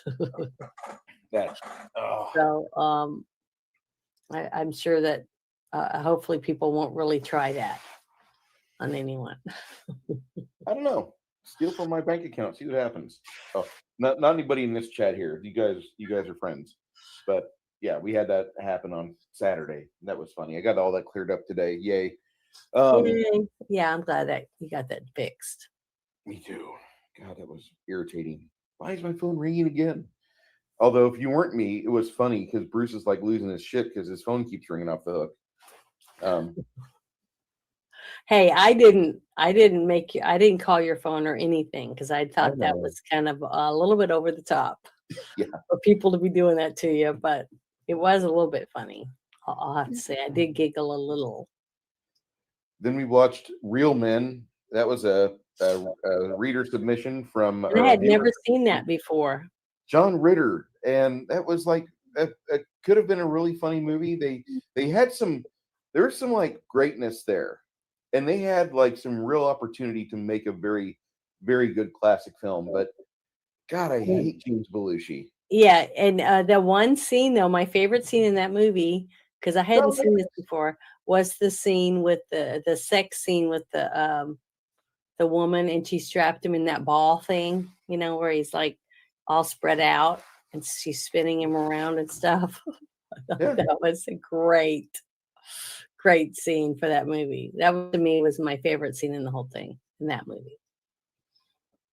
And after it looked like a lot of fun. That's not a bad movie. It needs a little bit of love, but it's not a bad film. You suggested a classic movie from 1991 called Wayne's World. Mm-hmm. I still love Wayne's World. There's internet forums right now where people are still arguing if Dana Carvey played the drums or not. I believe he played the drums. I thought he did. To me, I thought he really played it. Yeah, I really think he did too. And I keep seeing like Is there any way to look it up to find out if he really did play the drums? Because I wish I had. I didn't look that up. I've seen other footage of him playing the drums. So he played the drums when I went to see him live as the church lady when he was doing that show. He played the drums. So, I mean, he definitely played the drums for real. Yeah, So he can play. He's a multi-talented instrumentalist. I think he's Mac. funny too. I mean, he's a real comedian. I mean, a person that's an actual funny with his facial expressions, his timing, everything. He's just a really talented comedian, I think. And I I think loved him so. as Garth. The he was just adorable. I thought he was adorable in this movie. I Loved thought him in his world. I thought this Garth character he did, like when I watched it the first time, I was kind of irritated because I like Dana Carvey a lot. I'm not a big fan of the guy that plays Wayne. I'm sorry. There's just something there. He's played characters in the past that I just didn't appreciate. And Garth always feels like the absolute beta nerd. Mm-hmm. But I wanted Garth to come out on his own, and whenever he does move on Donna Dixon, that was classic movie magic right there. Mm-hmm. And we need at some point to watch Holiday Road. Oh wait, that's National Lampoon's Vacation. At some point, Mm-hmm. because This scenes though where you see Garth and he's doing that tight jaw grin, like not really knowing. You can see that he's really excited, but he doesn't really know how to react to his own bodily excitement or whatever. And then and he's looking at her with that look on his face, like he can really see her and he could smell her hair. Basically, you could just see that overall look on him, and it was just so cute because I remember real nerds having facial expressions like that, in junior high school with some of the cheerleaders and things like that. And that's maybe that's why I think he's so adorable, because I had so many nerd friends in school that they didn't have their hair like that and stuff like that, but it was just a quirky way he moved his arms and the way he carried himself throughout the whole movie. To me, it just reminded me of so many awkward teenagers, geeky teenage guy friends of mine. and maybe I was more like that too myself. I just didn't look at myself that way, but that's how I looked at them. I just thought they were adorable and sweet. Even that movie, Just One of the Guys, some of the nerds in that, and now the two nerds that were like couldn't be separated, the lizard guy and the other one, when they were like that kind of, those two guys. Now that was over the top. To me, they were just being really stupid, whatever. But some of the other ones that were in it that were friends of hers and saying, I know that, I would like to take you to the dance. She said she wasn't ready. Those friends, I had so many friends like that those are my friends in school. So maybe that's why I love those characters so much, is because they remind me of when I was young in high school. And I think that's one of the big reasons why you fit in so well with us, is because we kind of remind you of that awkward phase, because a lot of us can still pull that awkward stuff off really well. We were nerds, but we've grown and we've learned how to integrate into a life with more technology. And the nerds kind of run the planet now.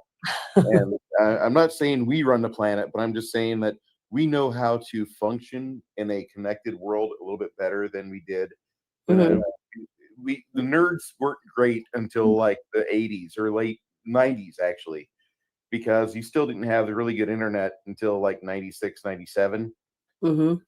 And ever since then, it's like things have gone less and less from manufacturing and industry, and now we're doing more service related work. And so you have like my little friend Chewy, who he's employed by a company I'm not real fond of, but he sits at home all day as their IT specialist, and he handles everything company wide, nationwide, Mhm. global for them. Yeah. And that's all he does. He just sits there and he drinks Black Rifle coffee because he's paid to, and he works for them. And he's got like the most perfect life as a nerd. And he's telling me the other day, like, oh Bruce, I just saw the new rules for for Frostgrave 2.0. You got to get it. I know you love Frostgrave, Bruce. I'm like, God damn it. I wish I had a day job where I could just sit at home all day and like check out video games and miniature games and like, oh, there's a little problem and 7 minutes later it's fixed.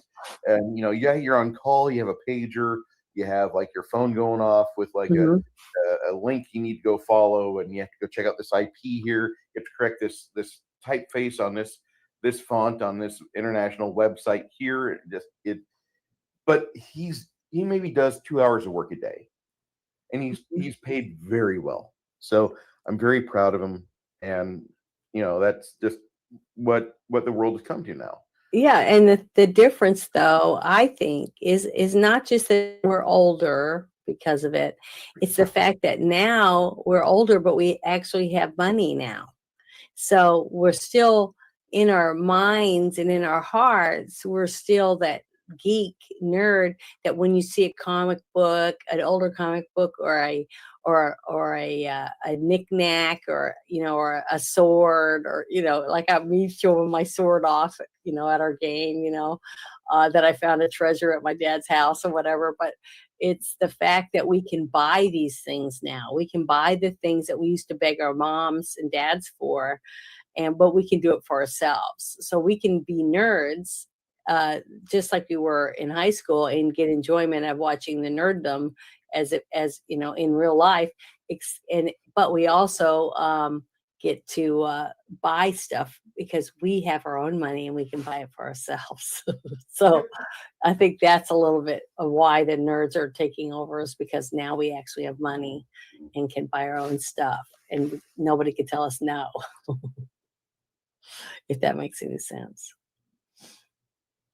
Whalecock, what is this? It's a dork. That's what a dork is. It's whalecock. When I say I want to be a dork, there we go. I've never seen that before. A dork is an actual penis of a whale. Is that what that said? That's exactly what that means. Oh, wow. That's weird. I didn't know that.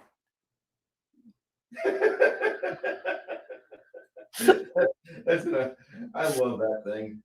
Now you need that on a button on a pair of jeans for a guy.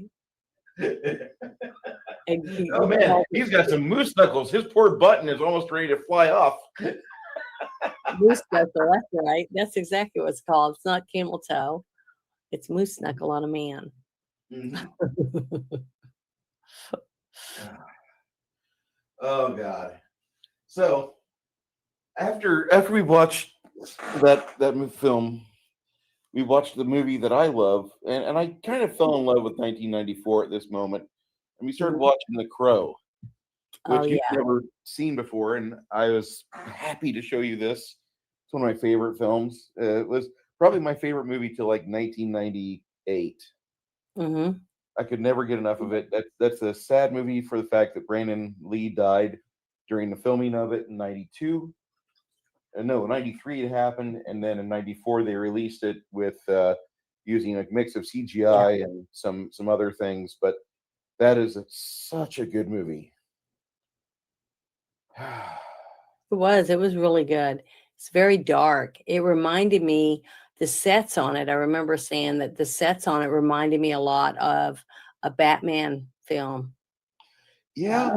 With the backdrop of being the dark and the edgy colors and things that they use in some of the scenes, and like the scene where he fights with 3 guys in the alley.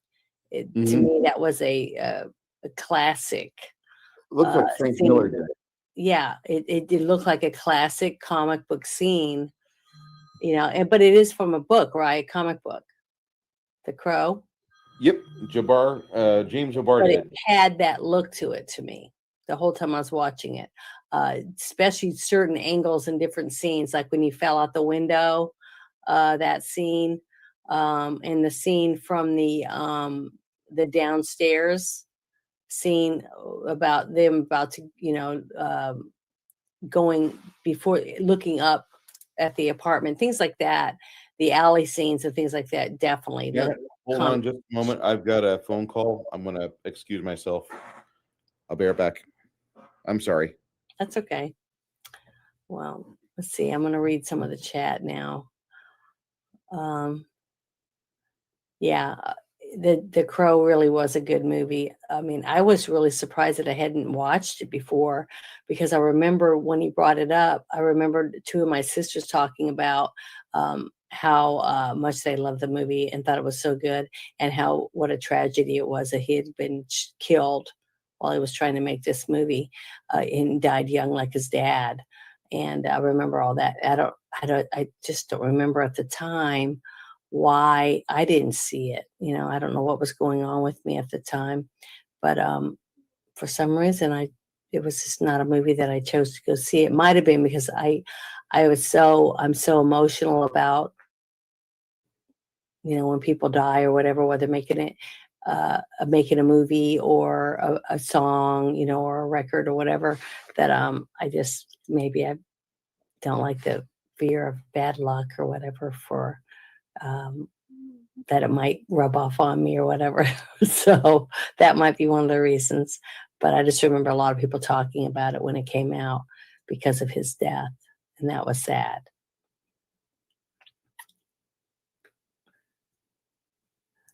Trying to read some more of the chat.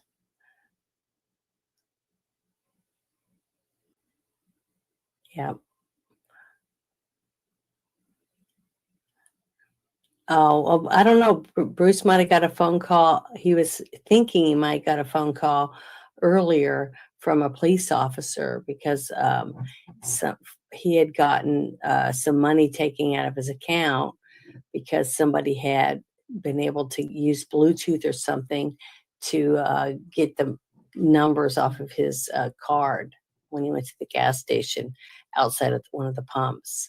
And so he was trying to get his money back. They had taken out of his account. And he was worried he was going to have to go to New York City and beat somebody up, is what he said. This was on Saturday while we were all playing Dungeons and Dragons. Well, it's called, I'm supposed to call it, what was it? Oh, Pathfinder, not Dungeons and Dragons. But it is Dungeons and Dragons. We're all playing. It's like a you know, a Baldur's or that kind of game. And it's a lot of fun, but it was very frustrating for him because he was just trying to get that straightened out. And he said he might be getting a phone call from one of the police officers. So that might be. I'm not saying that's what it is because I don't know. But oh, someone else came in. Parrot Head. Hi, Parrot Head. Thank you for joining us. And we are counting down all the movies that we watched in this last year on our movie reviews, since which I'm so thankful that he asked me to do this with him, because I love doing this. It's so much fun, and I know I'm not a professional or anything, but after he interviewed me for his channel, because his girlfriend at the time thought I was funny on my Instagram videos. And so he had me on his show and interviewed me. And while we were talking, and he asked me about a movie I had not, and I said I had never seen it. So he asked me if I would want to come on each week and watch a movie, and we would talk about it, you know, like what we're doing right now. Mm-hmm. And that's how we started doing this every week. So I'm thankful that his now wife saw me, thought I was funny, and he got to talk to me and got me to do this because I love doing it. It's fun. It's been enjoyable. And I like, you know, trying to dress up or be theme, you know, have a theme going on, whatever, for the movies that we're going to do. And I've enjoyed it. I really loved getting to make my habit and stuff for when we did the Blues Brothers. That was fun. And, you know, how many people get to do that? Not very many. And I feel very privileged and honored to get to hang out with everybody on Monday nights and do this kind of stuff. I just think it's great. And I'm really getting into it. And I'm going to miss it when something happens or whatever, and I'm not able to do it anymore, or Bruce can't do it anymore, or we don't have the internet anymore because they pass a law and take it away from us. I don't know, but I'm thankful. So thank you guys for hanging out with us enough to even want to listen to what we have to say. I think that's great. But without you guys, it wouldn't even be possible. Just want you to know that.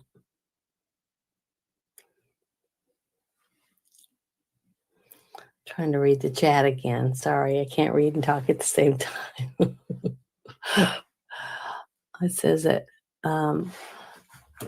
something about, did you know that Brandon and Bruce Lee would be doing, if they were alive, scratching at the top of their graves? Oh, that's terrible.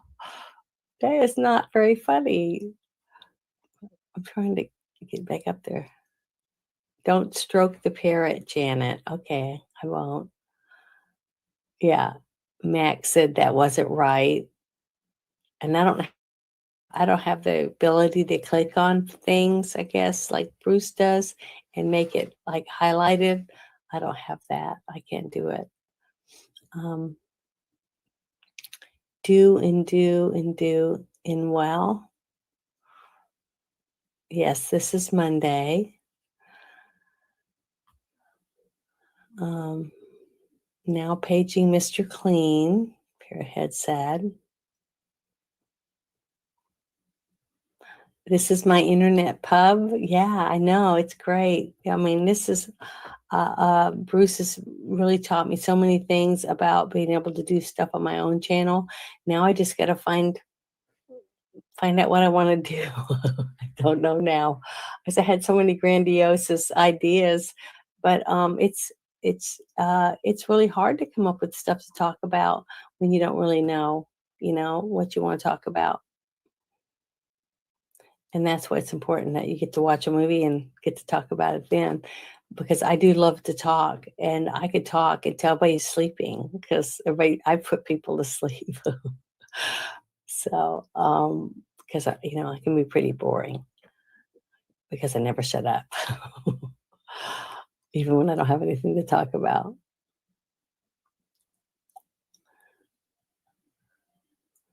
Okay, I've read everything now, but hopefully everything's okay. I hope everything works out good for him. But if any of you, I think all of you, or I recognize your names.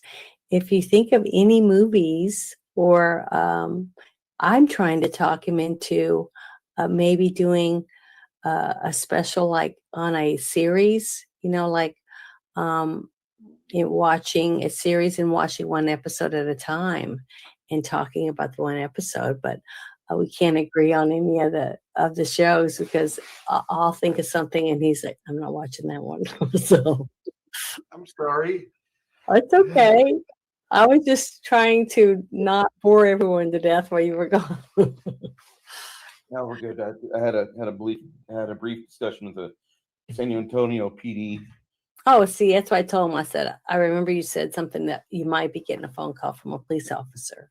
Yeah, this shit happens at fucking 7:00, and here it is 9:30.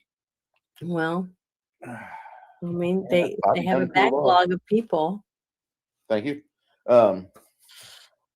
Michael, Val, George, or Bale. I like the Michael version of Bruce Wayne. Mm-hmm. George is not in the equation. Mm-mm. Christian Bale did a very passable Bruce Wayne. Mm-hmm. Val Kilmer did a really good Batman. Mm-hmm. Yeah, I think so. Yeah, I thought Michael was the best at both characters. You know what I mean? Yeah. And then I thought Val Kilmer was really good at Batman, just like you said, but I didn't think he was very good at Bruce Wayne, if that makes sense. And George Clooney, I was like, I don't even think he should have ever been involved in any of it. but Christian Bale, I think he did a really good at a bachelor, a wild rich guy. But I didn't like him so much as Batman, if that makes sense, for sure. But I loved Michael Keaton. I thought he just did phenomenal at both characters to be believable for me. But I liked Jack Nicholson's Joker too. I thought he did a really good job. But I lean towards the Joker that was on the TV show a lot. The campiness, I guess, it's like I said earlier. And I liked a lot of the characters that were on the TV show. And I hate to say this again, but I absolutely love Lego Batman.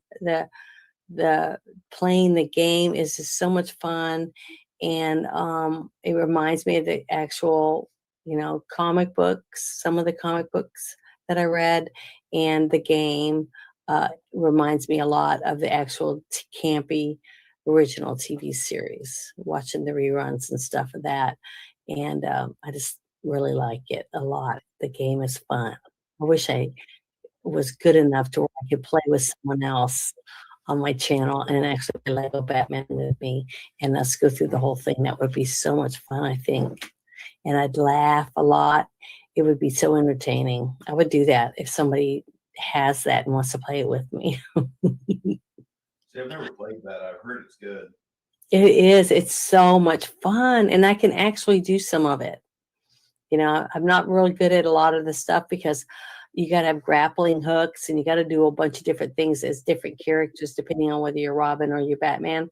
But, and you can't play the other characters until after you beat certain levels, and then you win the people, like that. But it's so frustrating, but it's fun. I just loved it. I thought it was a really fun game. I think we had somebody in the chat that said R.A.P. Skank. Said that. And Angel David, the actor that played Skank, he's still alive. You might be thinking of Fun Boy, the guy that's banging on door. Michael Massey was the guy you're thinking of. He died in 2016. The one that was Porkin, the mother of the young girl that loved the crow. I wouldn't mind watching Cheech and Chong's Up in Smoke. The crafting gamer asked if we were going to do that. I wouldn't mind doing that. That was a really funny movie. And did you know Cheech and Chong had their own TikTok? No, I need to. I'll have to send you a couple of their funny little TikToks that they do. They're really funny. And they do it together, which makes it really fun, too. He used to live across the street from where both Bruce and Brandon Lee are buried in Seattle. I'm trying to read some of these chats on here.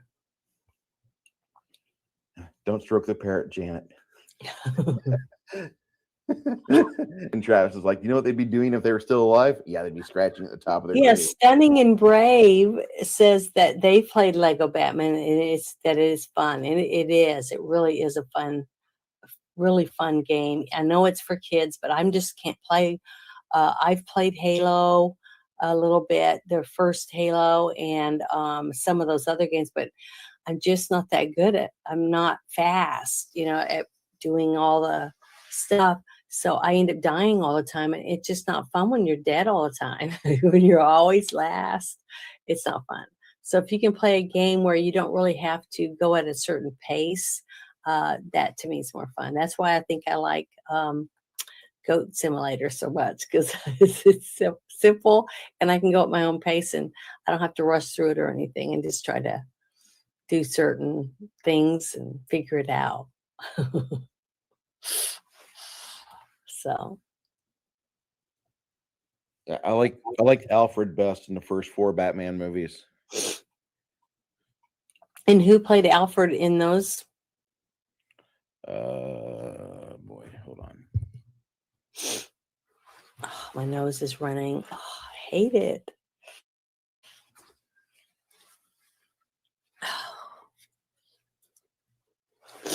Alfred was played by Michael Gough. I even thought that the guy that played Alfred in the newest Batman that came out with the Twilight guy in it, I thought he did a pretty good job in that one too. Oh, now I know who it is. Yeah, he was really good. I liked Alfred. Alfred's pretty kick butt in the Lego Batman. There's a couple things where he uses his tray, that he's carrying everything around on, and he uses it to fight off lasers and stuff. It's pretty good.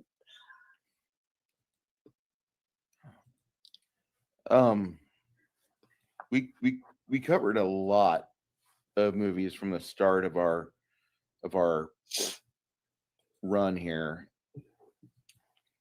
Anything that we've done since, say, The Crow or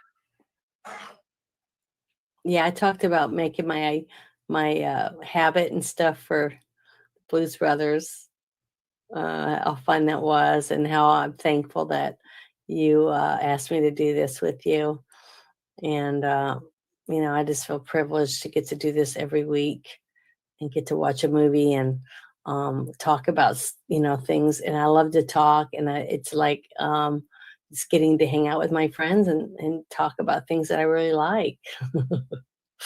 Many people get to do that very often, and I enjoy it a lot.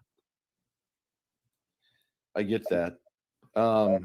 Before too long, we're going to start streaming this content over to Rumble as well, because we have had a lot of views pop up. And one day we did a political grab bag discussion, and we talked about a lot. Some of you guys were here with us last night, so appreciate you being here for that. There's a link in the chat for us to, if you want to see me and Janet more relaxed, not being constrained by YouTube. There's that. We have 298 views on that one video. That's good. That's amazing, because it might take me 2 years to do a normal Monday night to 200 views. So I think Rumble is a lot more of our tribe. A lot more. See, I didn't know that. I thought Rumble, you could only film on Rumble. You couldn't put it on any other channel. I'm going to link both through StreamYard, and I'll have the StreamYard up for this. I'll have my phone off to the side to where I can see the chat, and we will stream it kind of like what we did last night. Okay. That way I can keep an eye on both. That sounds good, but I just didn't know you were allowed to do that. I don't know enough about any of this stuff. Friends that do streaming on both. Rumble's big thing is you have an exclusive Rumble available, but the main thing is that don't stream your stuff on Rumble if it's supposed to be exclusive somewhere else. That's the main thing. Well, exclusive, that means like you got a deal with someone or something, right? Exactly. Okay. Well, I don't have anything like that. Yeah, but we don't have anything like that over here. In fact, the only thing I could say is that if you like me, if you like people that you see on this channel that hang out with Bruce, I do have an affiliate group contact with these guys here. And if you use this checkout code right here for Blackout Coffee, I'll get you 10% off. There's other better codes out there that pop up throughout the on and off throughout the year. But any given time, use that code, 10% off. Bam. And that's for Blackout Coffee. They're a really good company. They are Second Amendment admirers. They love the First Amendment. Appreciate you. You don't have to do that, but that's who I'm partnered with. On the future, I will be partnered with a group called 22 Sierra Coffee. just don't know when that will start, but I'll be getting you this. And that's another group of people that are affiliated with Waking Up. And they have some really good coffee too. Parrot Head, I don't know. I should be asking him to pop on. Janet, do you want to do this one more night, or do you want to just jump back to movie talk next week? Do what another night? Finish the rest of our movies? If you want to finish the rest of our movies, or if you're happy with discussing the things that happened 12, 11, 8 months ago. No, I think it's fine. I mean, I don't see why we have to discuss every single movie. No. You know, this is our 1-year anniversary type thing, and I think we did good. We talked about what we liked, and we interacted with our people that still show up for some reason, which I'm glad. They've grown. We really have grown on that.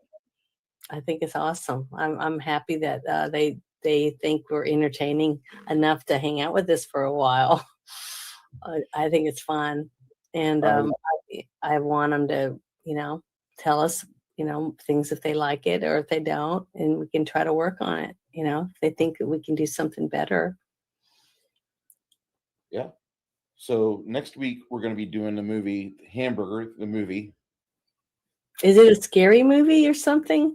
I don't think so. I think it's like a teen movie, kind of like Meatballs or Porky's. It's a young adult sexual adventure movie. Well, I was thinking when they said hamburger, I was thinking like a zombie flick or something, and we're all hamburger, gonna die or something. I don't know. That's just what pumped in my head. So yeah, I'm gonna watch it.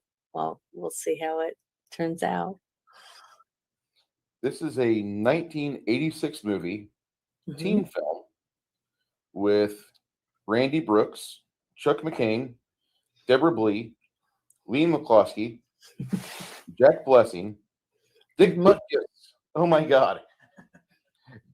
Karen Mayo They Chandler. sound familiar, but I can't picture who they are. Oh, I think we're gonna have fun with this one. This is not a great movie. This is going to be a fun movie. What? Naked Gun type shit? Yeah, Naked Gun-ish. Naked Gunish. Yeah, Naked Gun. Remember that? Mm-hmm. Yeah, it's that level of silliness. Okay, then good. It'd be fun. It'd be a fun movie. I will try it. Russell Procco has been expelled from several schools for lewd, crude, and nude conduct. Buster Burger University is his last chance for an education and pleasing his disappointed parents. Okay. Looking forward to it. Need cheese. Flady asks, question to the chat. If you had to choose one, which would it be? Would you get the M14 clone or the M16 clone? Which would you rather have? I don't know what are the clones from? Are those? Are they like who's making the clones, Flady? Are they like the fembots or something? I don't know. I'm trying to remember. I'll take the M14 clone every day. I skip M16s because there's too much plastic. I mean, it will put holes in things, but Oh, so they're weapons? yeah, they're guns. Okay. The M14s are a solid weapon. They typically are just a rifle. They're single shot, semi-automatic. They're good. M16, the American Army version was full auto potential, but they also had a 3-round burst available, if I remember right. And we always kept our single shot because we were Navy. Mm-hmm. And I would not say it was great, but I would say it worked. It jammed a lot. The one we had on ship jammed like shit. Yeah, the M14 was just solid. It was reliable. Bone says Cheeseburger's a sequel. Kronos says I faked every orgasm. Blood of Dracula is another classic. England, I would skip the M16 probably for the same reasons I said. Been shopping. It's comedy with tits. But Chronos saying that reminded me of the movie When Harry Met Sally. Remember? Yes. The table scene. Yeah, in the diner. And that one lady said, I want to order what she's having. Oh, that was funny. Safe and semi and rarely jammed. Mm-hmm. Gordon Lightfoot died. What? When? Oh. Today? I'm still kind of sad about the fact we lost Jerry Springer. Yeah, that was He died today. Gordon Lightfoot has passed. The wreck of the Edmund Fitzgerald. There's a song that everybody sings, and boy, they get they get completely depressed. Burger King used to have a university program. Get that reference. But it is nice to see some of these people dying, in their 80s instead of dying, in their 50s, like a few people we've heard. And that one gentleman that died, what was it, last week from John Wick? Or was it 2 weeks ago? You mean Lance Hendrickson? He was like 60. He wasn't very old, I He don't was think. 60 years old, but he died suddenly. Mm-hmm. I'd rather see them die when they're in their 80s and 90s, of old age. Damn it, Travis. You know what Gordon Lightfoot would be doing if he was alive? I already said that earlier about the Crow people. Yeah, Brandon and Bruce Lee. That's not a nice thing to say about someone.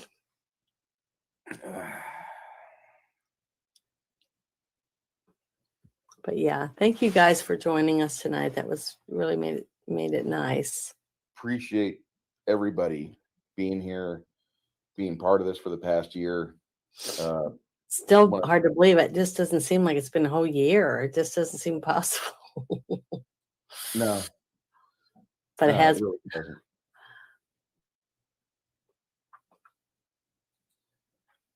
Can I interrupt for a moment? Yes, dear. Hey, Janet, earlier I was going to walk in here and tell you, don't listen to what they tell you. You're gorgeous, okay? Oh, thank you. Bruce was saying something about something. My wife would have a lady boner for you. I was in the other room and I screamed, I already do.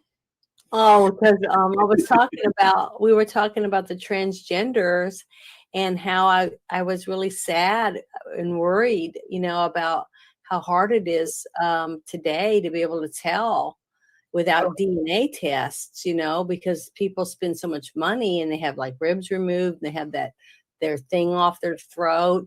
And, after they have the bottom part done, I mean, I've seen some of them are like drop dead gorgeous women. And I said, God, if all of us women had, just imagine how good we'd all be tens running around, with big lips and, everything in the right place where it belongs. And man, we'd be really happy ladies, and so would all the guys. But the thing is, it's scary. Think about it. Guys would be happier just having all the eye candy to look at, because I personally don't enjoy being looked at or ogled or hit on or flirted with at all. Well, there's a lot of men that feel the same way, but the thing is, a person that takes that kind of time and effort to have surgery to have abs put in and butt cheeks and all that stuff for guys and gals, they want to be looked at. That's why they're doing it. Why else would you do it? Like that one guy that wanted to look just like Ken, brushed off. And then you got Madonna, like I was talking about her face. Why do they think that these giant chins and cheeks and all that stuff is attractive? I always wanted my ladies to look like Jay Leno. I don't understand it. It just doesn't make any sense. But some people just have to grow old gracefully. Look at, was it Raquel Welch that recently passed away not very long ago? Yeah. Or was it Anne Margaret? It was Raquel Welch, I believe. They look pretty darn good considering how old they were. So I'm just saying, it's just, if people wouldn't make fun of people because they're older and accept them, let them be old. Like Jack Nicholson. I saw a picture of Jack Nicholson in a balcony or something, and they were talking about how old he looks. Stuff about he is old, He embraces his age, though. Bruce Willis. I saw some pictures of him with his kids and stuff, and he's a grandpa and stuff now, and he should look like a grandpa. And I thought he looked great, for his age and everything. So it's a paparazzi or whoever is taking pictures and then posting it and saying horrible stuff. What was the actress's name that was in Look Who's Talking? Kirstie Alley. Yeah. She was a beautiful woman. Even when she was heavy, I thought she was a beautiful woman. But I'm never gonna have shame for what I did to myself when I watched Fat Actress. Ever. I loved her. She's just a good person inside and out. And people should be more appreciative of the overall package that they're getting, and not just, oh, she's got pretty lips, or she's got a nice curve, or this or that, or he's got a washboard stomach or something like that. And I laughed at a lot of these people because these guys are saying women want this, that, and the other. And I'm like, most of the guys that I know that are married to my friends, they all have, dad bods. They're not, none of them, not a single one of them looks like a Stretch Armstrong running around. And I said, and most of them, the girls, they look really good because, they take care of themselves. They're trying to be healthy, but, they're not 10s, like these models like Giselle and, all these people running around. So it's just nice because you put on a little makeup, pull your hair up and put on some nice clothes that are flattering to you, like tuck your shirt in, and things like that, and try to make yourself more presentable. You automatically look more attractive. And when you got two people holding hands, walking down the street, and they're both bathed and their hair's combed and stuff, I think they're cute. I think they're adorable. And, just like I said about seeing Dana Carvey as the little nerd in Wayne's World, I just thought he was adorable, and he was just himself, his character wise. But in real life, if I saw him, someone like that, I wouldn't just say, oh my God, look at him, he looks like a nerd. I would just say, oh my God, he's so cute, I want to go over and give him a big old hug. But that's just me. But I think most people are like that. I don't think most people are judgmental and constantly look at people and looking down their nose at people. I just don't think most people are that way. I think most people just accept people the way they are. And I'm glad to be one of those people. I found the many faces of Daryl Hannah, and I really want to reject this reality. Just give me the 1986 one and wrinkle it up. Don't give me the one with all the scar tissue and surgical bullshit. Yeah, see, but did you see how her cheeks get bigger and her chin gets bigger or something? She's going for that Jay Leno shit. She's going for that Jay Leno look. I know, and to me, that's sad that a doctor would willingly do that, take money from someone and do that to someone and make them look that way. I mean, if she was going to be in the Hocus Pocus 3 and we need to have somebody with a really good hook nose and some high cheekbones and a very long, like exaggerated chin, go Daryl Hannah, all you. I just, Helen Hunt can't even recognize her nowadays. Daryl Hannah, she is the worst of the surgery moms. I'm telling you, like this is so sad what we have. And that woman, and she was in the movie Kill Bill, right? Yeah. And I wonder how old she was in that, because I thought she looked pretty darn good in Kill Bill. One of my favorite photos of Daryl Hannah, you see lecherous foot fetish guy that directs good movies hugging on to Daryl Hannah, and she just looks so thoroughly disgusted, like, fine, I'll never have to show my bare feet again. Yeah. But she looked really good in that movie. And a couple of those scenes were really kick butt, man. That's another set of movies we're going to have to do, because I really think they're worth. I would agree. 1 and 2 should be reviewed at the same time, though.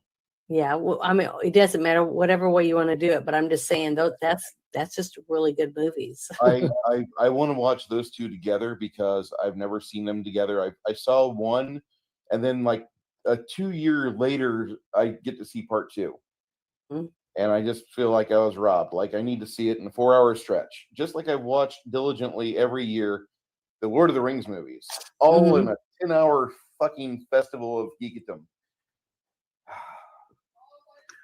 Sounds And my like wife's fun. like all by herself too. She hates those movies. Fine. I love those movies. I love the Lord of the Rings movies. Yeah. Well, then we'll review those individually. But Kill Bill, the reason why I would say that is that that's just an enlarged story that you can get through all of it within about 4 hours. I think we could talk about it within 6. Mm-hmm. Yeah, I think so.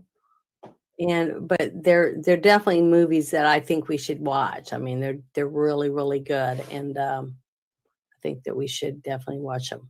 I like the soliloquy that Bill has about Jesus and about Superman. Mm-hmm. That's one of my favorite Kill Bill or Quentin Tarantino moments, and there's not many of those. Mm-mm. There's not. I don't like Quentin Tarantino that much at all. I can't stand the guy. But Kill Bill has a good part 2 to it. Jackie Brown, nobody ever talks about, and I wonder why. But I love that movie. That's one of my favorite. That's probably my favorite actual directed by Quentin Tarantino film there is. Even though Dusk Till Dawn is really good. But my favorite Quentin Tarantino film we've already talked about, and that was True Romance. Yeah. True Romance I thought was just great, but he didn't touch it, so we didn't have to see anybody. And that was another movie that I'd never seen, and I thought was a phenomenal movie when I got to watch it. It was really, really good. The acting was good. The story was great. The action was good. I mean, it was just a really, really good movie. And I was surprised that I was like, why didn't I see this? So I was like, nobody saw it. So many movies when I was younger, it's shocking to me how many great movies there were compared to what we're getting today.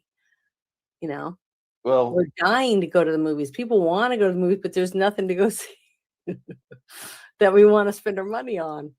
So past 4 years, what's the movie in the theater that you absolutely would watch today at 10:04 p.m. would get your shoes on? We're going to go see this movie. What movie is it? I would go, well, there's a couple of them, and one of them was the Top Gun movie, the newer one again that came out. I would definitely go see that again. And another one was I love the Dungeons and Dragons movie. I thought it was really, really good. I thought it was so entertaining. I really loved it. And I laughed and I cheered, and I just thought it was a great movie. I see Mac has said Nefarious, and I keep hearing about this movie, and I need to see it. I haven't seen it yet. I will see that movie. That's on my list. John Wick 4 is like John Wick. All the John Wick movies I'd go see again too. Yeah. They're all great. God, I would love it if Alamo Drafthouse would have a John Wick day where you go pay like $60, but like for the Lord of the Rings movies, when they had the 10-year anniversary, they had a 9-hour Lord of the Rings extravaganza where you went in, and that day you had a 7-course meal over the course of like 9 hours. Mm-hmm. And they would serve you the appetizers first, and then they would go with the first breakfast, the second breakfast, the lunchies, the seconds, and then they'd go into a midday snack, and then you have like your supper. Mm-hmm. And you had an amazing meal throughout the whole day. Travis, take care of the chickens, my friend. Thank you, sir, for being here with us. Yeah, I put mine. I was able to chase all mine in my coop and shut the door after I chased him in there with a stick, I always just running through the woods to get mine put up so I could come in here and do this because, the days are getting longer. They don't want to go in. Well, So I was able to do that, put my chickens up. we don't have chickens yet. That's when we move out into the suburbs. They have rules where they don't want you to have roosters in certain areas, but I'm looking forward to that lifestyle because I love fresh eggs. And for another $5 super chat from the Crafting Gamer, hey Mhm. Bruce, would you and Janet be willing to review the Family Guy Star Wars trilogy? Janet says she's never seen them I and haven't. never understood. Thank you, Harvey. Yeah, would you set that up after Yeah. we do some of these other ones that you've already said we do, and Yeah. make sure we do this one too? Because I would love it. I think that the Family Guy was a hoot, and I didn't see every episode of the Family Guy, but I thought they were funny people, and I would be like to see it especially if I know it's going to make me laugh and stuff. I would definitely watch it. It is I, the future ruler of Earth. It looks like somebody's going to be enjoying themselves watching classic Star Wars trilogy. Yes, we're going to be watching the Star Wars trilogy, Family Guy style. And Baron G-Rock's like, He's still waiting for it. You're going to have to sit down and write all these down so we can take them off this list and make sure we get some of these people's stuff done. Since they have been watching us for a while, we need to try to push some of these. You know what I mean? I'd feel better if we were to make sure we push some of the stuff that they've been talking about. Because I think I did see Gone in 60 Seconds. Was it a with Nick Cage and Angelina Jolie? I think I've seen it, but I maybe I didn't. Maybe I just saw the trailer. See, that's another thing is I'll start thinking it, and I start watching. I'm like, I haven't seen this before. So, yeah, I really don't think I've seen the whole thing. I think I saw the trailer, and I'm trying to hear it, but I don't think I've seen it. I've watched a couple episodes of Rick and Morty. Yes. But I never did get to watch the series like I did, like Futurama and South Park and some other the other things. No, I haven't been able to. Alamo Draft House lets you rent out a whole theater for like $150. You can take in a specified number of people. I think it's like 20 people. That would be fun. Wouldn't that be so cool to do a meet and greet and we all get together and we rent like this theater for the day and have pizza and other food delivered and we just watch movies, like 3 movies. They have their own kitchen. The kitchen at Alamo Draft House. Texas? Yeah. It's a chain of theaters that they are staffed by the best potheads that money can buy. If I had the money and I couldn't do it here though. I just don't think it would make any money here. But if I could open my own cinema pub in New Orleans, oh man, that would be fun, to be able to go in and it's like got a slanted flooring where everybody can sit and you go in and you have swivel chairs and stuff and you can get food and booze and stuff while you're watching a movie. I think it'd be great. Garrett, are you talking about this one here? I have definitely seen that movie. That's 1974. Is that the one he wants me to watch? I think it is. Let me go No, back. I have not seen it. Never saw that one. I thought there was another one though, a newer version of There is from 2000.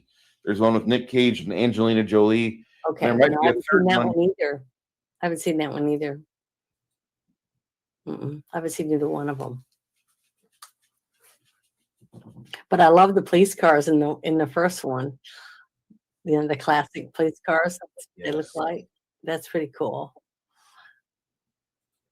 Flady, I have a question for Flady in the chat.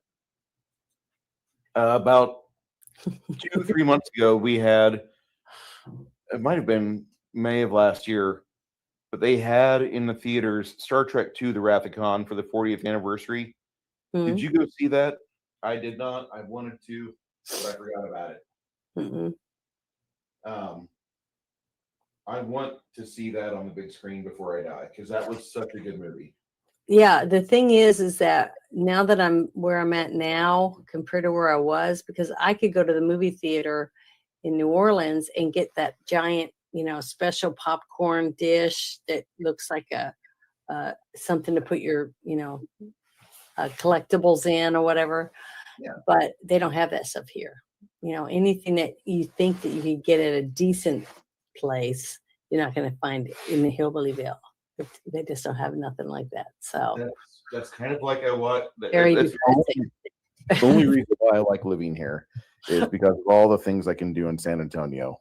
Yeah, that's the one thing I'm starting to. I'm like, it's very depressing. When the first time when I realized that I have to drive 45 miles one way to buy wine. Okay, just think about it. That's a long ways. When you used to be able to drive 5-10 minutes from your house and get it, and now you can't. And they don't. You can't go to a restaurant unless you have a membership or whatever to even get wine with your dinner. So it's very Hillbillyville. What do I call it? I don't even know what to say to that. That's terrible. It is terrible. But the state voted to get 4 resorts in the state. And the one place in the quarter, okay, it's cut into 4 sections of the whole state. And then you got one casino resort here, one here, one here. And you're supposed to have one in the upper part of the state. And it's the only part of the state that hasn't had it because churches have been taking it to the court, to try to stop them from being able to put this resort in. So if we ever get this resort, things might change here, and it will actually have decent things that you can do instead of just sitting on your porch looking at the grass grow. Now, I've been in parts of Wyoming that are great, and the area near Laramie is fun. Wyoming is a really beautiful state, but I don't like cold weather. As I got older, my bones get achy with cold, so I can't do that. But I love the summer months in Laramie and in Wyoming in general. Wyoming, Montana, beautiful in August, amazing. I can't do the cold though. The Dakotas, I was up in the Dakotas in August of 2006, and I was getting snow on my windshield. So I thought that's probably not a repeat trip. But I couldn't have. I wasn't in charge. I had a dispatcher put me through there. So. Well, you must have hated it when you had that little storm that went through, the freezing. I did. Yeah, I but it was absolutely really hate bad. the cold. I didn't move to San Antonio to look at the weather radar and see the state looking like a burrito, a frozen burrito that you cannot warm up in the microwave. Ugh, not into that. I was really down that week. I'll just say that. Well, if I decide to move from here, I would probably move to Arizona or Nevada, probably because of this. My allergies are just, and and I'm doing years. I'm almost 5 years in of shots every week, one in each arm, trying to get to where I can not be miserable. And my allergies are not just spring allergies; they're worse right now. But I'm allergic to molds and mildews, which is really bad because I'm in like the Delta where it's like, freaking 90% humidity. So everything's moldy. It's humid here. You would have naturally curly afro if you were here.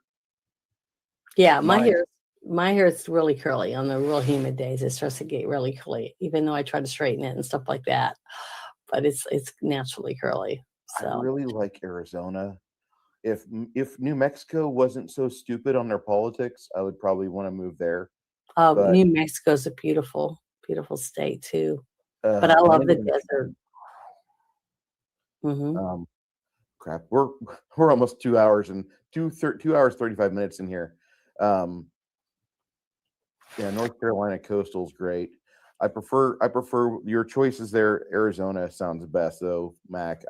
Because I you couldn't can drive, you can drive a short distance, a few hours, and you can go snow skiing, if you want, and things like that in Arizona and in Nevada.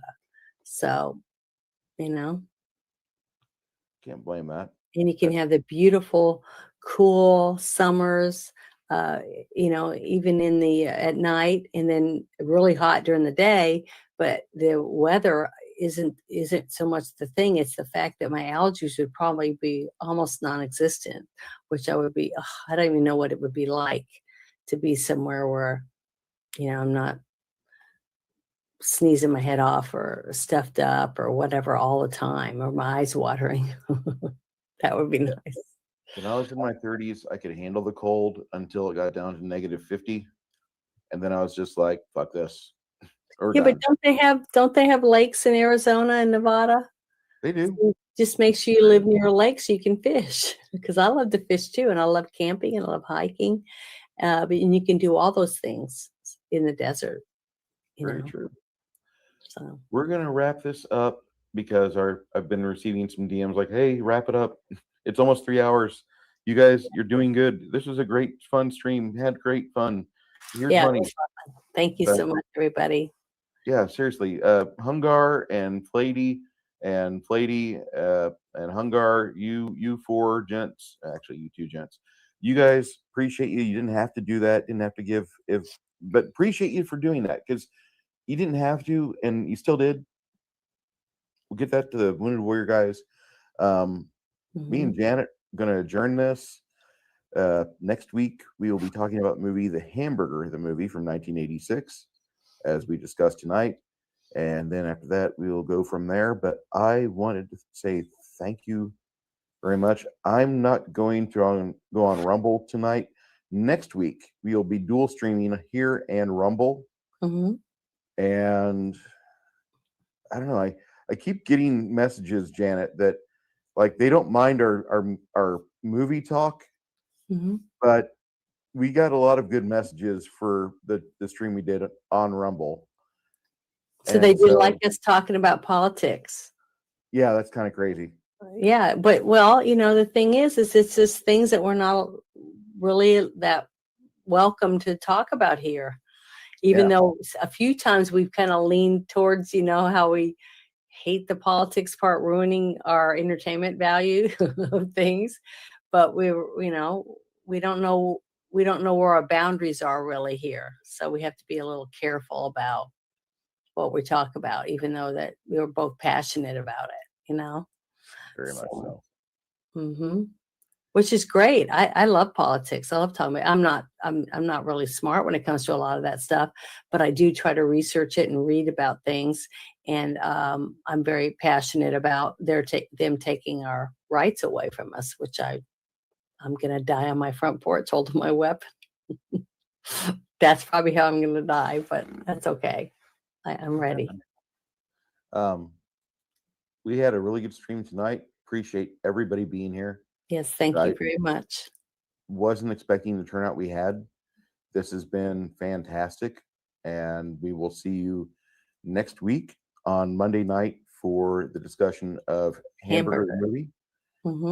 For those of you that want to watch on Rumble, because I think that channel will actually have a longevity to it as we get further and further into stupid things, go ahead and subscribe to the Rumble channel there. Also, if you've watched this long, you're probably subscribed here, but make sure YouTube did not disconnect you.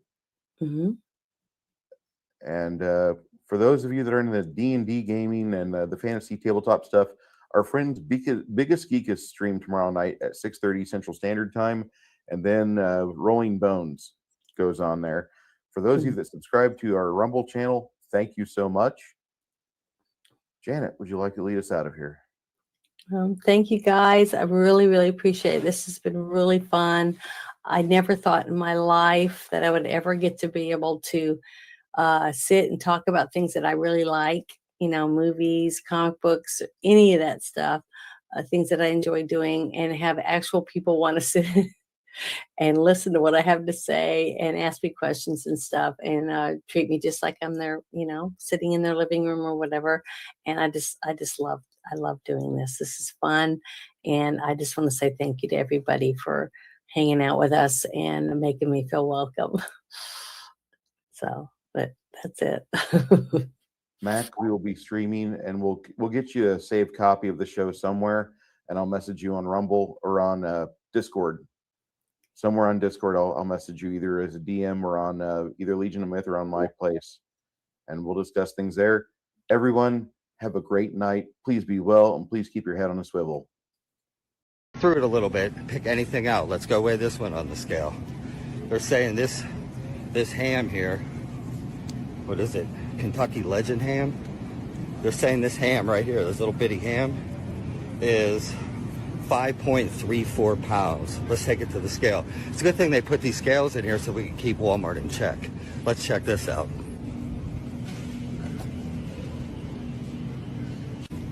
$2.25.